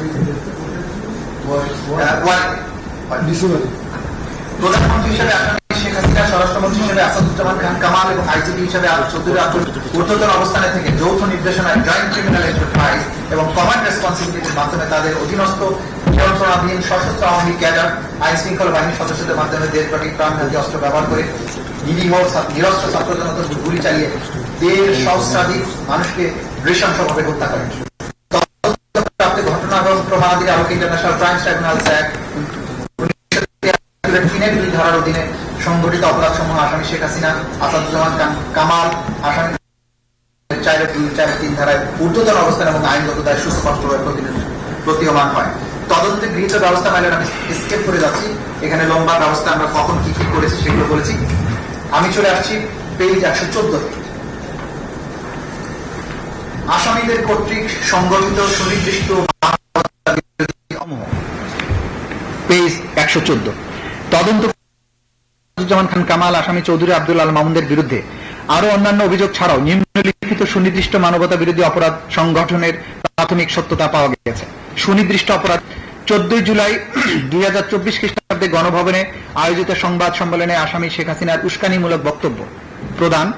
এর প্রেক্ষিতে আসাদুজ্জামান খান কামাল আসামি চৌধুরী আব্দুল আল মামুন সহ তৎকালীন সরকারের অন্যান্য ঊর্ধ্বতন কর্তৃপক্ষের প্ররোচনা, সহায়তা, সম্পৃক্ততায় তাদের অধীনস্থ নিয়ন্ত্রণাধীন আইন শৃঙ্খলা বাহিনীর সদস্য সশস্ত্র আওয়ামী সন্ত্রাসী কর্তৃক ব্যাপক মাত্রায় এবং পদ্ধতিগতভাবে নিরীহ নিরজনতার উপর আক্রমণের অংশ হিসাবে murder, attempt to murder, torture, inhuman acts করার অপরাধ সমূহ সংগঠনের প্ররোচনা, অ্যাবেটমেন্ট, উস্কানি, সহায়তা, সম্পৃক্ততা, অপরাধ সংগঠন প্রতিরোধে ব্যর্থতা, অপরাধ সংগঠনের জন্য দায়ী ব্যক্তিদের শাস্তি প্রদান না করা, ফেইলিয়ার টু পানিশ, এবং ষড়যন্ত্র করার অপরাধ যা আসামিদের জ্ঞাতসারে সংগঠিত।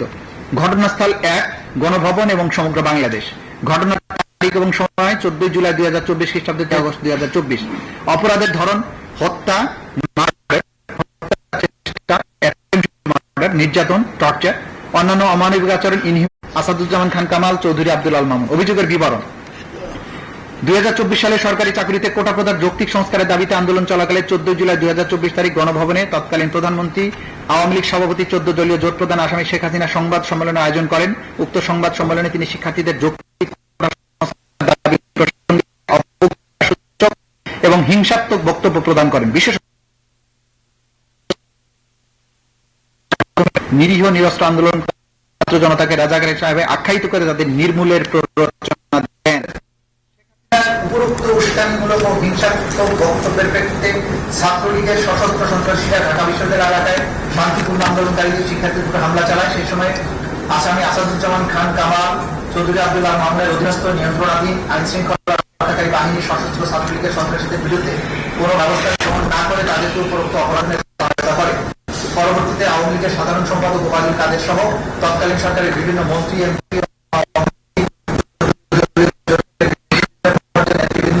শেখ হাসিনার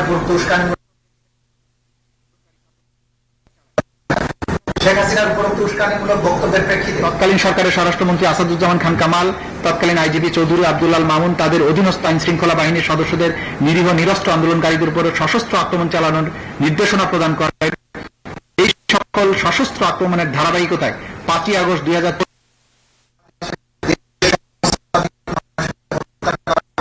25 সহস্রাধিক অনেকে স্থায়ীভাবে অঙ্গহানি এবং অন্ধত্ব বরণ করা সহ চিরতরে পঙ্গু হয়ে যায়। আসামি শেখ হাসিনার উক্ত উস্কানিমূলক বক্তব্য উদ্বুদ্ধ হয়ে আসামি আসাদুজ্জামান খান কামাল, চৌধুরী আব্দুল আল মামুনের মতে তাদের অধীনস্থ নিয়ন্ত্রণাধীন আওয়ামী লীগ ও 14 দলীয় আইন শৃঙ্খলা বাহিনী বিভিন্ন হাসপাতালে গিয়ে আহতদের চিকিৎসা গ্রহণে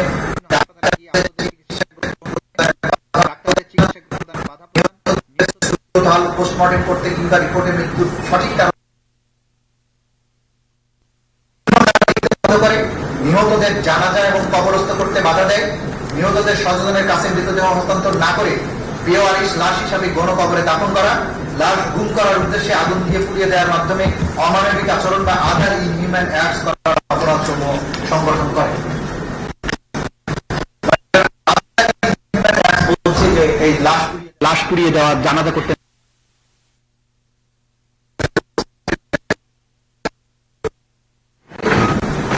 কোনো নেক্সাসের প্রবলেম নাই। এটা অ্যাবসলিউটলি নেক্সাস আছে এবং এই নির্দেশগুলো আমরা প্রমাণ করি। এগুলো তো সাক্ষাতে যাবো। আমরা চার্জ যেটা নিয়ে আসছি সেটা একটু দেখেন শুধু। বাংলাদেশের তৎকালীন প্রধানমন্ত্রী তথা নির্বাহী বিভাগের সর্বোচ্চ স্থান থেকে রাজনৈতিকভাবে বাংলাদেশ আওয়ামী লীগ এবং তার অঙ্গ সংগঠনসমূহের দলীয় প্রধান এবং 14 দলীয় জোটের প্রধান হিসাবে শেখ হাসিনার উক্ত উস্কানিমূলক বক্তব্য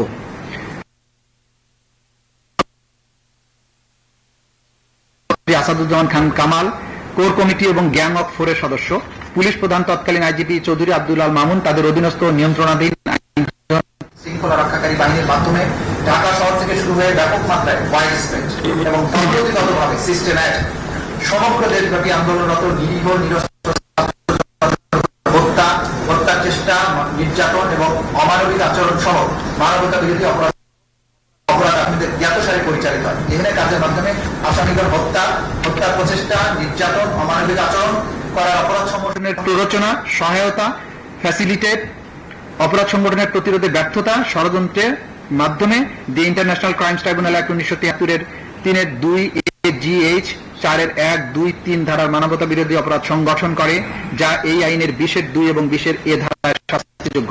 সুনির্দিষ্ট অপরাধ 2, আসামি শেখ হাসিনা কর্তৃক ছাত্র জনতার উপর এবং প্রাণঘাতী অস্ত্র বা লিথাল ওয়েপন ব্যবহারের মাধ্যমে আন্দোলনকারীদের হত্যা ও নির্মূলের নির্দেশ।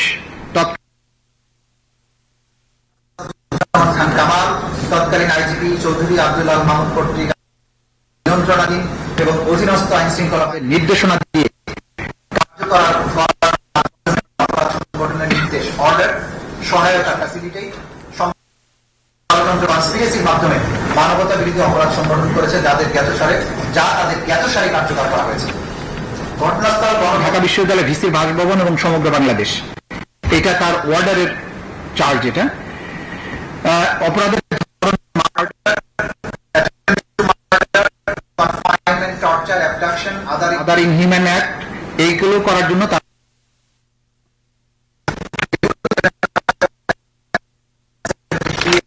32A GH 414243 অপরাধ, যা একই আইনের 20 সাবসেকশন 220 সাবসেকশন এ ধারায় কামাল চৌধুরী আব্দুল্লাহ মাহমুদ অভিযোগের বিবরণ। 2024 সালে 14 জুলাই রাতে তৎকালীন প্রধানমন্ত্রী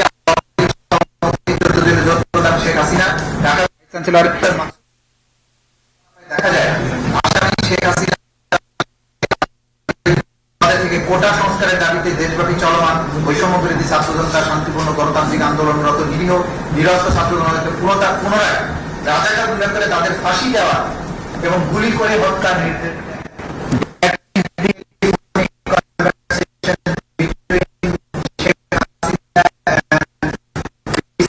ঢাকা ইউনিভার্সিটি মাসুদ কামাল 2014 প্রধান আসামি শেখ হাসিনা পুত্র ঢাকা দক্ষিণ সিটি কর্পোরেশনের তৎকালীন মেয়র শেখ ফজলুল তাপসের মধ্যে অনুষ্ঠিত আরেকটি ফোন আলাপ থেকে দেখা যায় আসামি শীর্ষে থেকে রাষ্ট্রের প্রধান নির্বাহী এবং ক্ষমতাসীন আওয়ামী লীগের দলীয় প্রধান হিসাবে কোটা সংস্কারের দাবিতে দেশব্যাপী চলমান বৈষম্য বিরোধী ছাত্র জনতার শান্তিপূর্ণ গণতান্ত্রিক আন্দোলন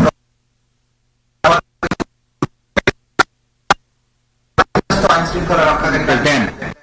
এছাড়াও তিনি ড্রোন ব্যবহার করে আন্দোলনকারীদের অবস্থান শনাক্ত করে তাদেরকে বেআইনি হেলিকপ্টার নির্দেশনার ফলে আইন শৃঙ্খলা রক্ষাকারী বাহিনী দেশব্যাপী আন্দোলনরত নিরীহ নিরস্ত্র ছাত্র জনতাকে বেআইনি আটক করে নির্যাতন, তাদের উপর নির্বিচারে গুলি বর্ষণ করে হত্যা, হেলিকপ্টার ব্যবহার করে নির্বিচারে গুলি বর্ষণের মাধ্যমে নারী ও শিশু সহ দেশ সহস্রাধিক মানুষকে হত্যা এবং হাজার হাজার মানুষকে আহত করে।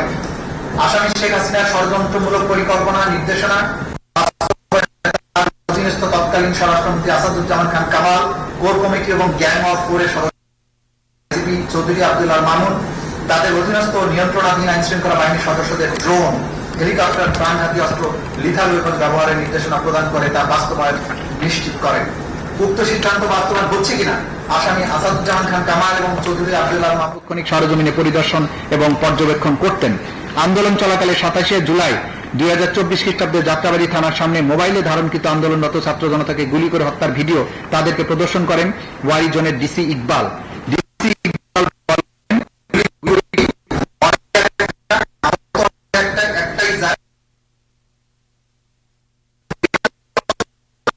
আসামিদের জ্ঞাতসারে এবং তাদের নির্দেশনায় দেশব্যাপী মানবতা বিরোধী অপরাধ সংঘটিত হয়েছে।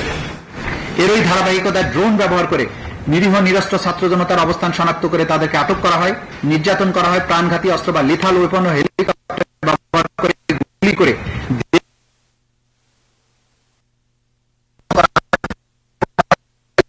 পঙ্গু হয়ে যায়। প্রাণঘাতী অস্ত্র বা লিথাল ওয়েপন ব্যবহারের সারা দেশে নিরীহ নিরস্ত্র ছাত্র জনতার উপরে 3,05,300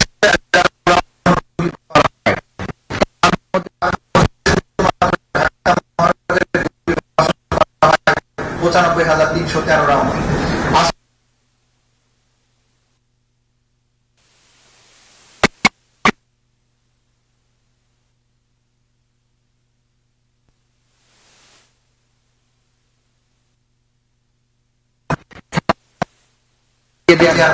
অন্যান্য অমানবিক আচরণ বা আদার ইনহিউম্যান অ্যাক্ট সংগঠন করে।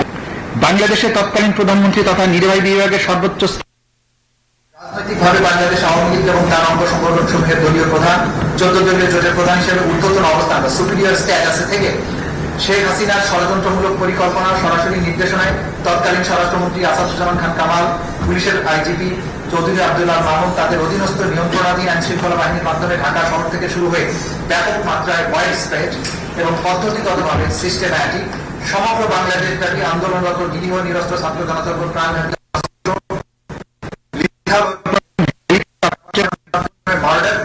কনসেন্ট টু মার্ডার, নির্যাতন, অমানবিক আচরণ সহ মানব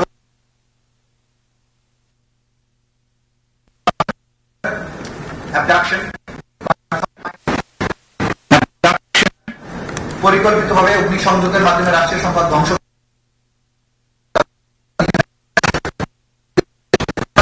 সহায়তা, সম্পৃক্ততা এবং ষড়যন্ত্রের মাধ্যমে the International Crimes tribunals act 1973 এর 32AGH 41423 দ্বারা মানবতা বিরোধী অপরাধ সংগঠন করেছেন, যা একই আইনের 20(2) এবং 20(a) ধারা শাস্তিযোগ্য অপরাধ। সুনির্দিষ্ট অপরাধ 3, আসামি শেখ হাসিনার উস্কানিমূলক আন্দোলনরত ছাত্র জনতাকে আসাদুজ্জামান খান কামাল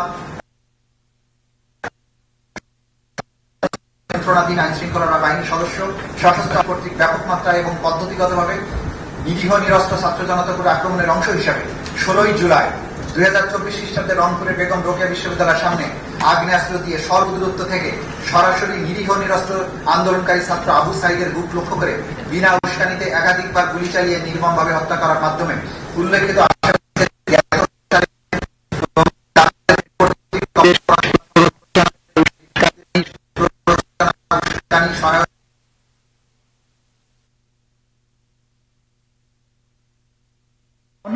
বেগম রোকেয়া বিশ্ববিদ্যালয় রংপুর 1 নম্বর গেটের সামনে ঢাকা রংপুর মহাসড়কের রোড ডিভাইডারের পশ্চিম পাশে আশপাশ এলাকা। ঘটনার তারিখ 14 জুলাই 2024 থেকে 16 জুলাই 2024 তারিখ। অপরাধের ধরন মার্ডার, মৃত্যুর প্রকৃত কারণ গোপন করার উদ্দেশ্যে সুরতহাল রিপোর্টে সংযোজন করা। এখানে আমি অ্যাড করতে চাই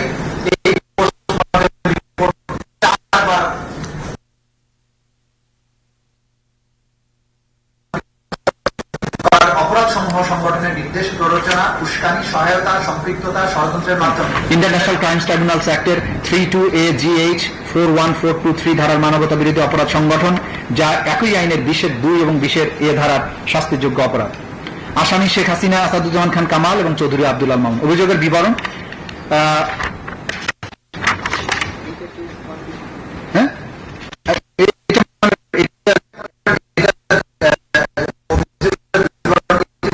বলে ফেলেছি, এটা না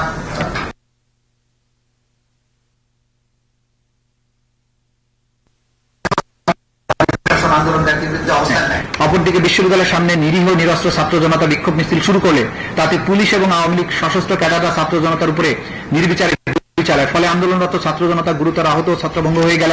সেই মিছিলে থাকা আন্দোলনকারী ছাত্র সমন্বয়ক আবু সাইদ তার অবস্থান ত্যাগ না করে দুহাত প্রসারিত করে দাঁড়িয়ে থেকে প্রতিবাদ অব্যাহত রাখলে রংপুর মেট্রোপলিটন পুলিশ কমিশনার অন্যান্য পুলিশ কর্মকর্তাদের তত্ত্বাবধানে বিশ্ববিদ্যালয় প্রশাসনের উস্কানিতে কনস্টেবল সুজন চন্দ্র রায় তাদের হাতে আগ্নেয়াস্ত্র দিয়ে স্বল্প দূরত্ব থেকে সরাসরি আবু সাইদের বুক লক্ষ্য করে বিনা উস্কানিতে একাধিক গুলি চালিয়ে তাকে নির্মমভাবে হত্যা করে।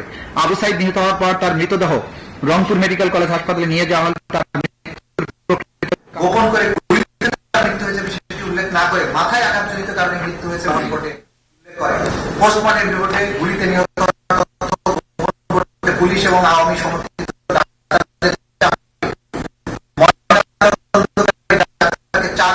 হত্যার জন্য দায়ী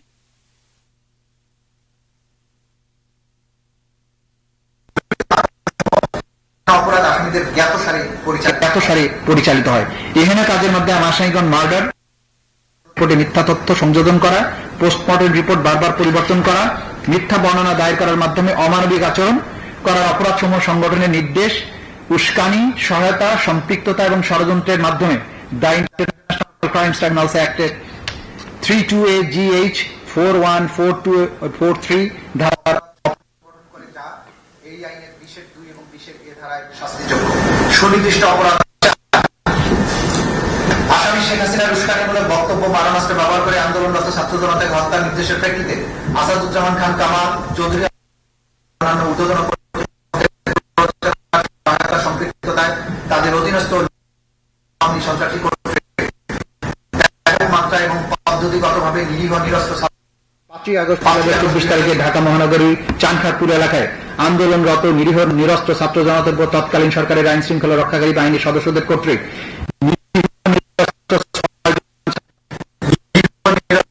6 জন ছাত্র জনতাকে গুলি করে হত্যা করা হয়।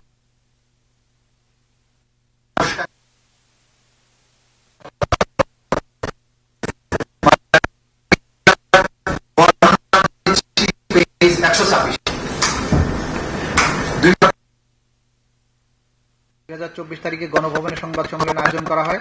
মানে এটা তো আগে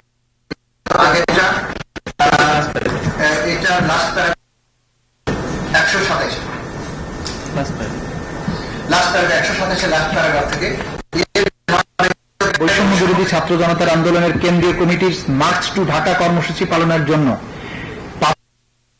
জনগণকে ঢাকায় আসার আহ্বান জানানো হয়। স্বাধীনতা পরবর্তী সময়ে বাংলাদেশের মানুষের মনে যে বৈষম্যহীন একটি সমাজ প্রতিষ্ঠার স্বপ্ন জন্মেছিল তা বাস্তবায়নে গণতন্ত্র প্রতিষ্ঠার উদ্দেশ্যে মার্চ টু ঢাকা কর্মসূচি পালনের উদ্দেশ্যে বাংলাদেশের প্রতিটি অঞ্চল থেকে নিরীহ মানুষ 5ই আগস্ট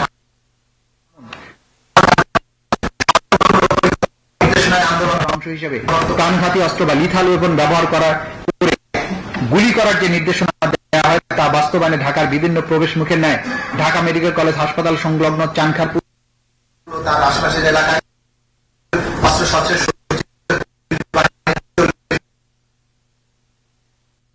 বাস্তবায়নের জন্য ডিএমপির তৎকালীন কমিশনার হাবিবের ওয়্যারলেস নির্দেশনার আলোকে যুগ্ম পুলিশ কমিশনার সুদীপ কুমার চক্রবর্তী ঘটনাস্থলে উপস্থিত অতিরিক্ত মোহাম্মদ আক্তারুল ইসলামের সরাসরি তত্ত্বাবধানে তার অধীনস্থদের নির্দেশ প্রদান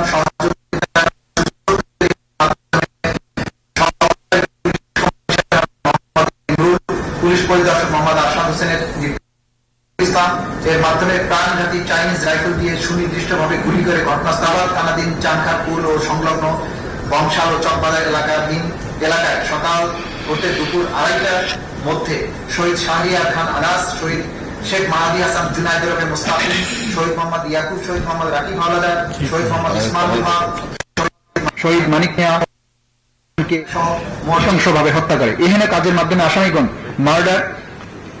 মার্ডার করার নির্দেশ, অর্ডার, প্ররোচনা, অ্যাবেটমেন্ট, উস্কানি, ইনসাইটমেন্ট, সহায়তা, ফ্যাসিলিটেশন, সম্পৃক্ততা, কমপ্লিসিটি, ষড়যন্ত্র, কনস্পিরেসির মাধ্যমে the international Crimes tribunals act 20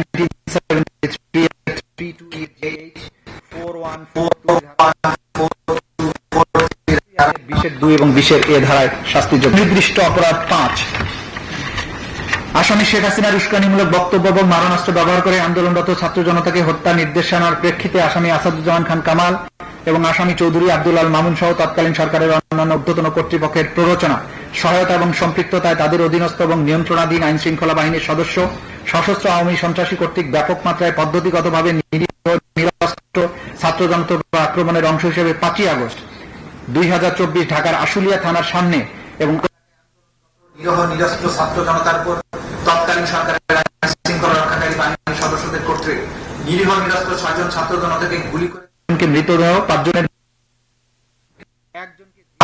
অবস্থায় আগুন দিয়ে পুড়িয়ে দেওয়ার অপরাধ, যা আসামিদের জ্ঞাতসারে সংঘটিত হয়েছে। উক্তরূপ হত্যার নির্দেশ, প্ররোচনা, উস্কানি, সহায়তা, সম্পৃক্ততা, ষড়যন্ত্র এবং অন্যান্য অমানবিক আচরণ করার মাধ্যমে মানবাধিকার বিরোধী অপরাধ সংগঠন।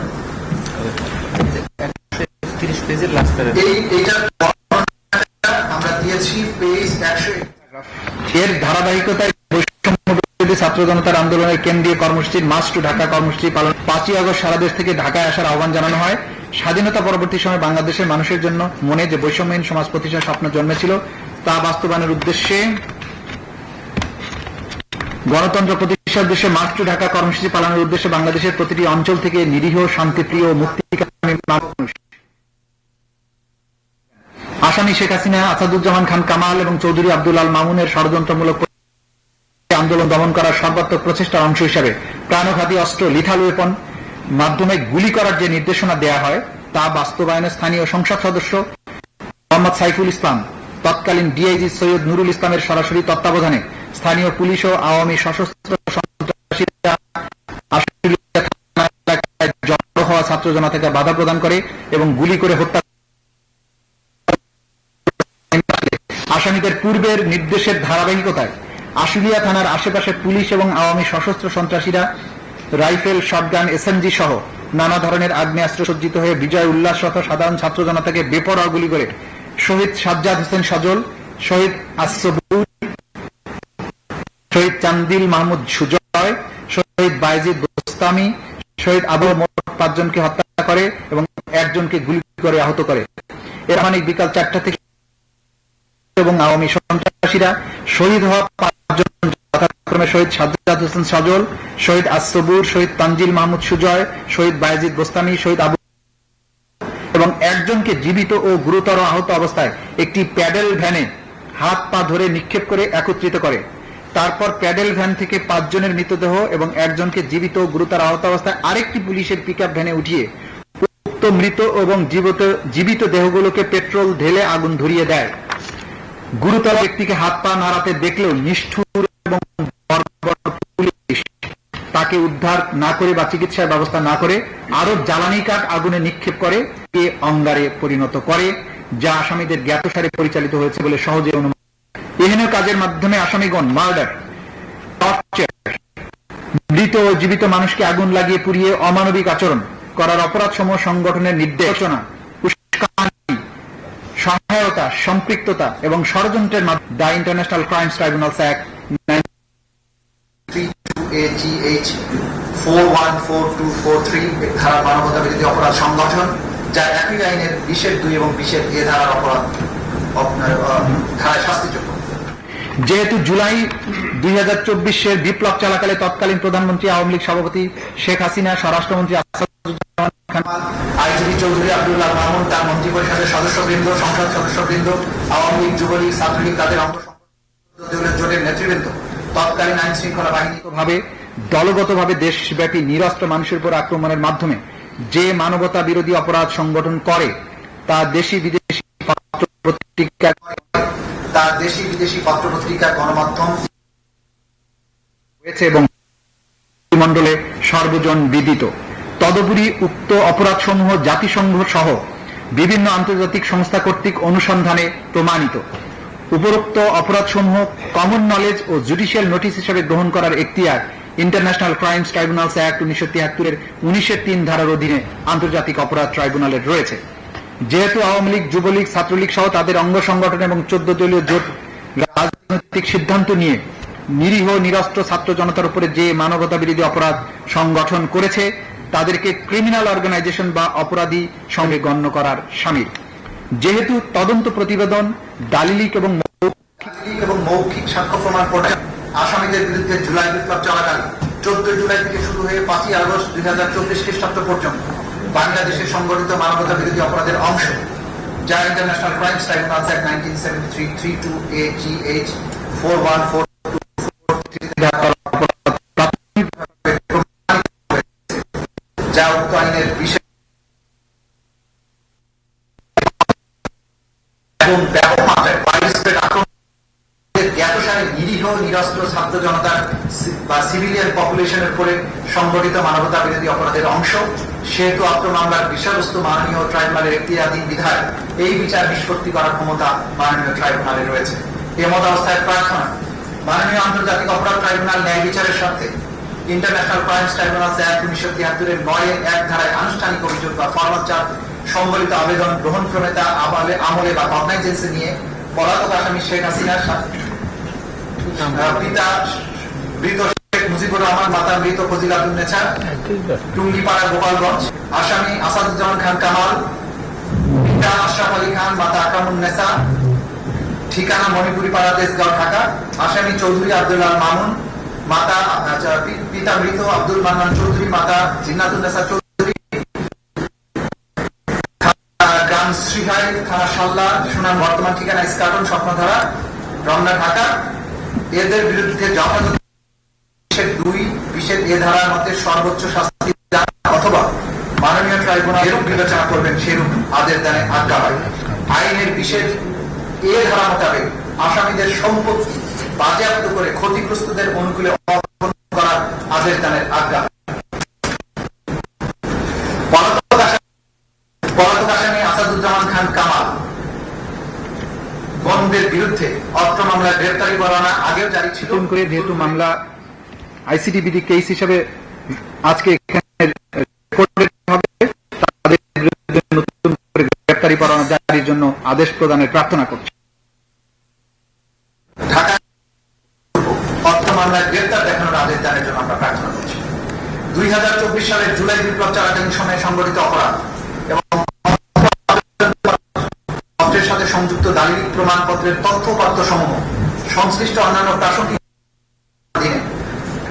হয়েছে এবং জুডিশিয়াল নোটিশ হিসেবে গ্রহণেরও প্রার্থনা করছি।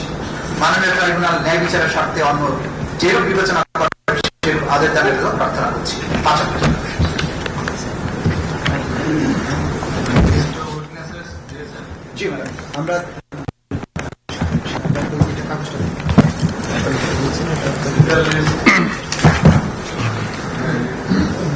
আমরা যেগুলো দিয়েছি এখানে সেটা হচ্ছে যে ফর্মাল চার্জের বাইরে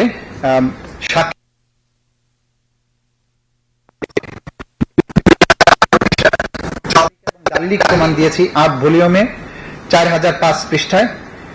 শহীদদের তালিকা দিয়েছি আমরা 10 খণ্ডে, সেখানে মোট পেজ হচ্ছে 8747 পৃষ্ঠা। ভিডিও ডকুমেন্ট দিয়েছি 3টা। সামারিটা এটা মানে আমি লিখে টাইপ করে দিচ্ছি। ভিডিও ডকুমেন্টগুলো 3টা পেন ড্রাইভে দেওয়া হয়। 3টা পেন ড্রাইভে ভিডিও ডকুমেন্টগুলো ভিডিও। আর যে সমস্ত ভিডিও এবং অডিও ডকুমেন্টস যথাযথ প্রক্রিয়ায় দাখিল করেছি পেন ড্রাইভের মাধ্যমে, সিডির মাধ্যমে, সেগুলো আমরা দাখিল করেছি প্লে করে, যেহেতু ডিজিটাল এভিডেন্স এখানে প্রদর্শন করা যাবে, সেগুলো আমরা প্রদর্শনের কাছে ট্রাইব্যুনালে আমরা জমা দিয়েছি। এবং আলামত সমূহ, যে বুলেটস, পিলেটস, রক্তমাখা জামা কাপড় যা কিছু আছে সবকিছু আমরা নিয়ে এসেছি, সবকিছুই আদালতে উপস্থাপন করা হবে। Report of investigation.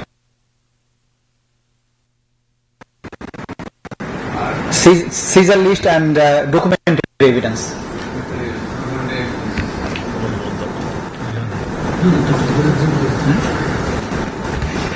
Much of it.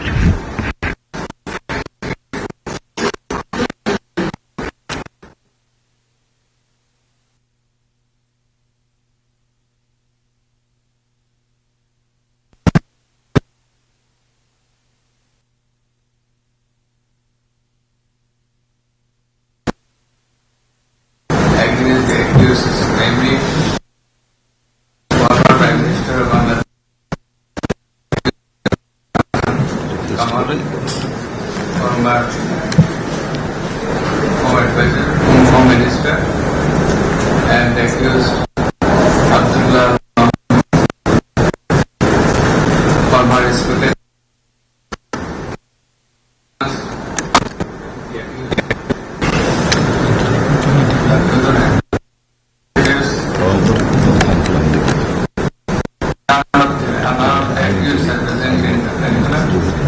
Since today is the 6th of the year.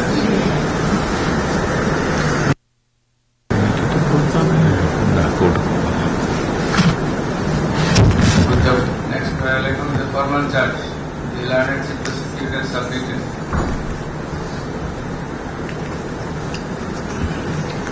The report of investigation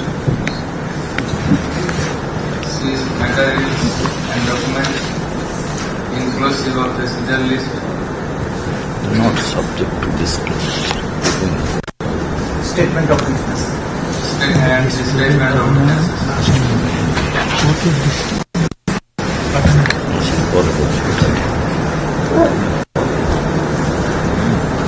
Next lesson in the petition. Charge.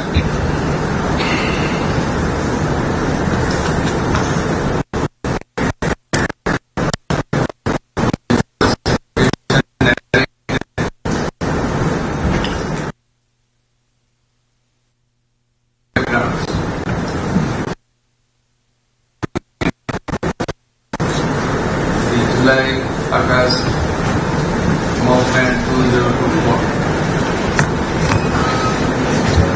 and also beyond that,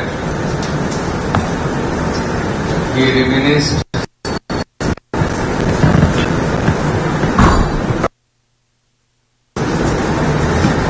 and also some other historical occurrences committed thereafter.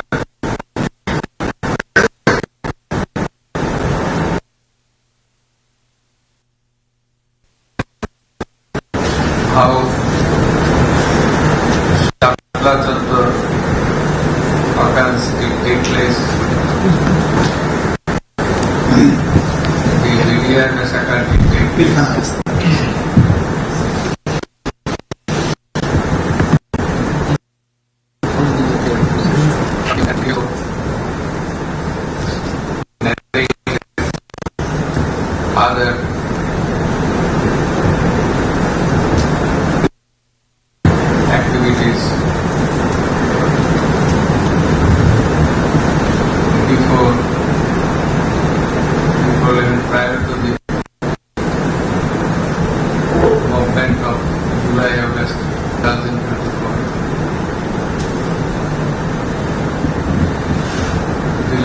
prosecutor made a threadbare description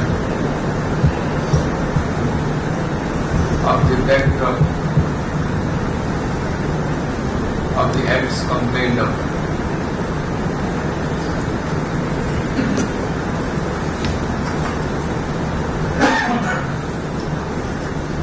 He gave a pen picture in the formal church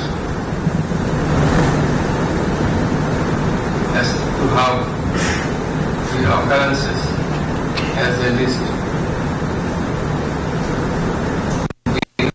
take place for different dates at different places.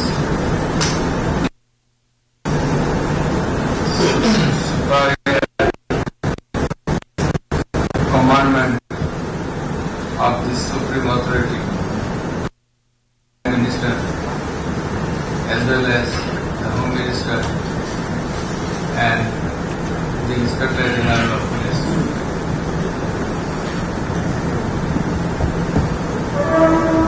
Next, it has been abhorred in the church as well as in the submission of the Learned Chief Prosecutor.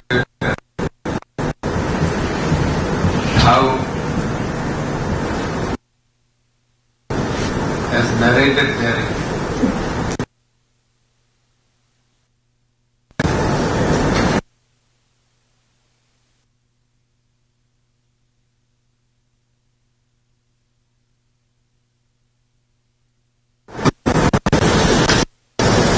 it has been asked by the learned prosecutor that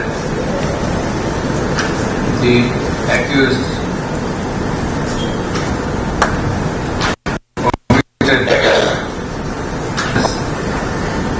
by participation by the Supreme Commandment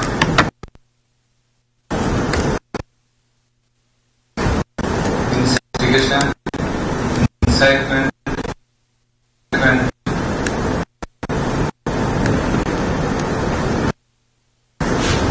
and facilitation.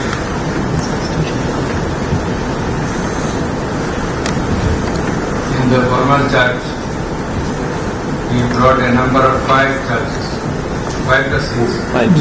Five. Number of 5 charges. Categorically how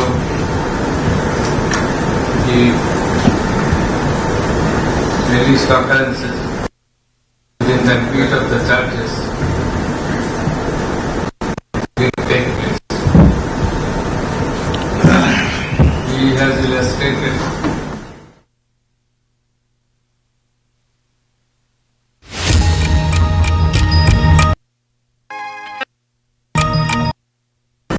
how the Supreme Commanders,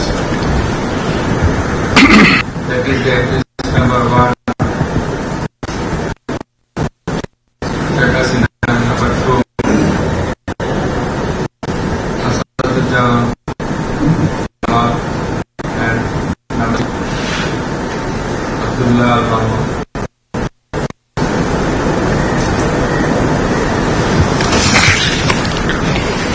directed forces, law enforcing agencies and their party activists to use the struggling people, particularly the students. It has also been emphatically asserted by the learned prosecutor that the accused, particularly accused number 1, to use lethal weapons and helicopter and also drone to kill the people in the movement.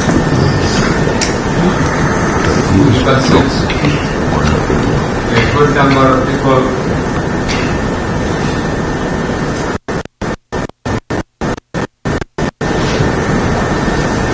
were killed and then have been seriously injured.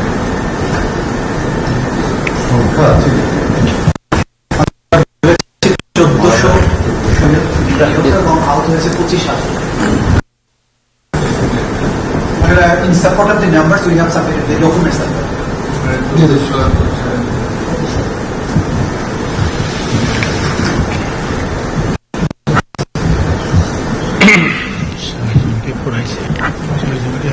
It is also been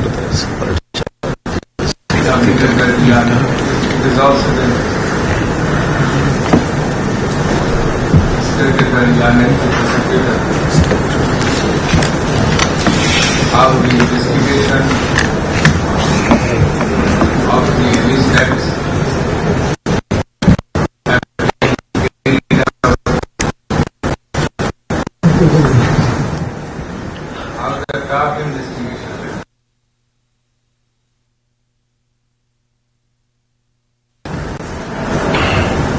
by the investigation agency of the International Crimes Court.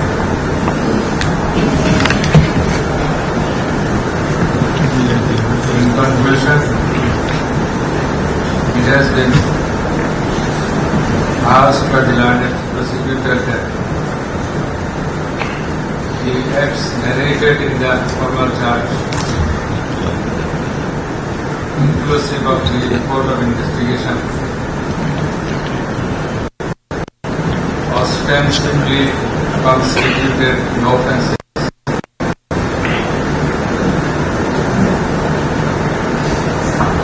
under section 2A, G8, 32A, 32G, 32H, 43.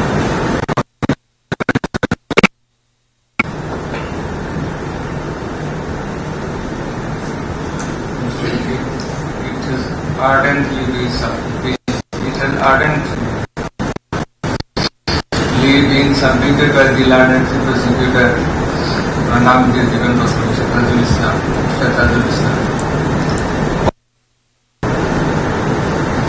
doing the needful in accordance with the provisions of law, or bringing the accused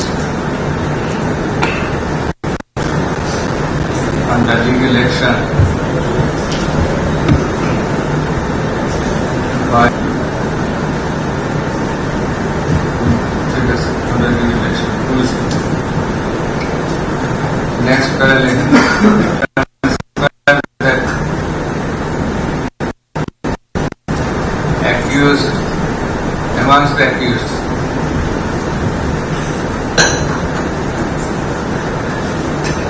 only one accused, Muhammad, has been arrested and is kept in custody. The remaining others, Sheikh Hasina and Asaduddin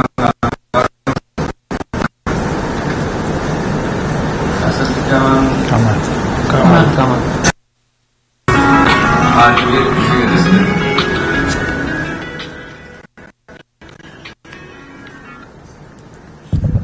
And therefore, warrant of arrest and arrest is required to be issued against them.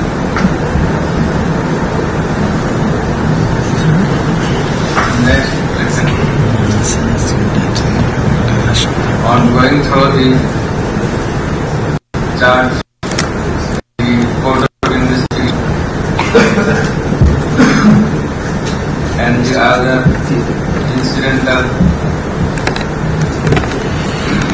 documents and materials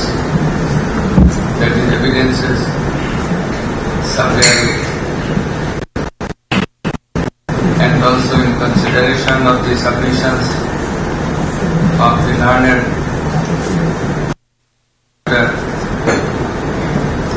and other learned prosecutors.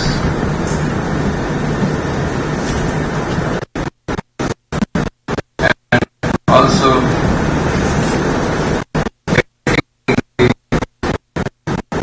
taking all the attending facts and circumstances into this.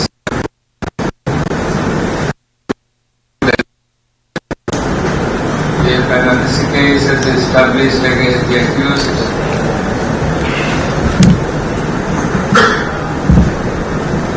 so that there is to be proceeded against.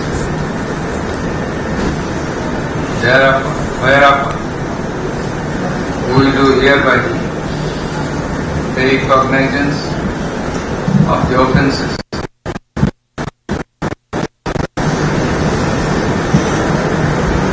under section 8G8 414243 of the National Crimes Tribunal Act 1973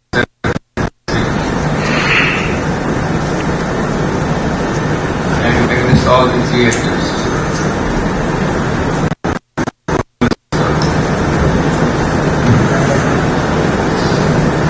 And registered and numbered as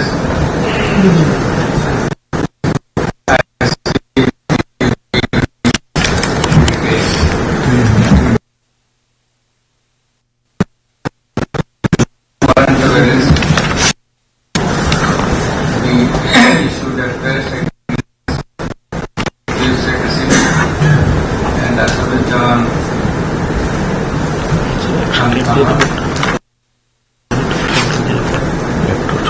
fixing কত দিন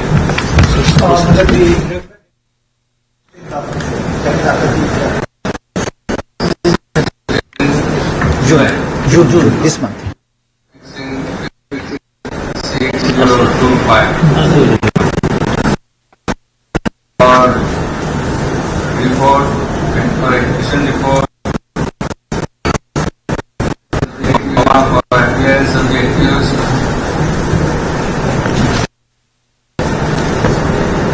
and also for protection of next level disorder. Let the warrant of arrest, the copy of this order be transmitted to the Inspector General of Police for doing the needful for causing arrest of the accused, absconding accused, for causing arrest of the absconding accused and his end. Next, register to the next.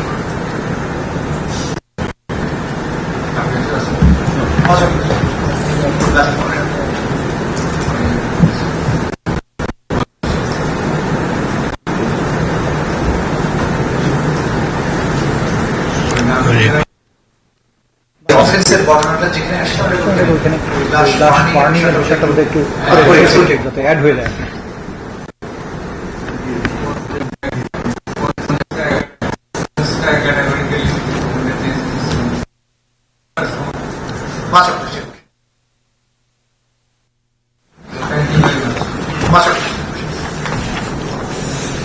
I am grateful to one of our learned member of this tribe.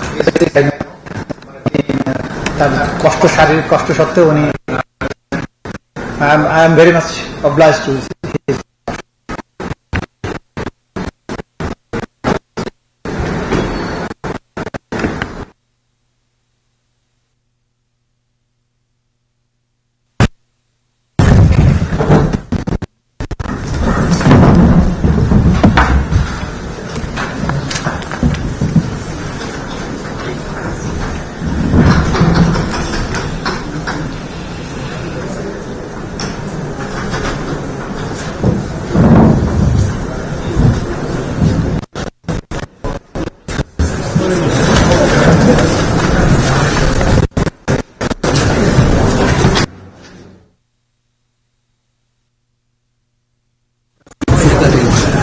লাইটের sound দিতে চলতে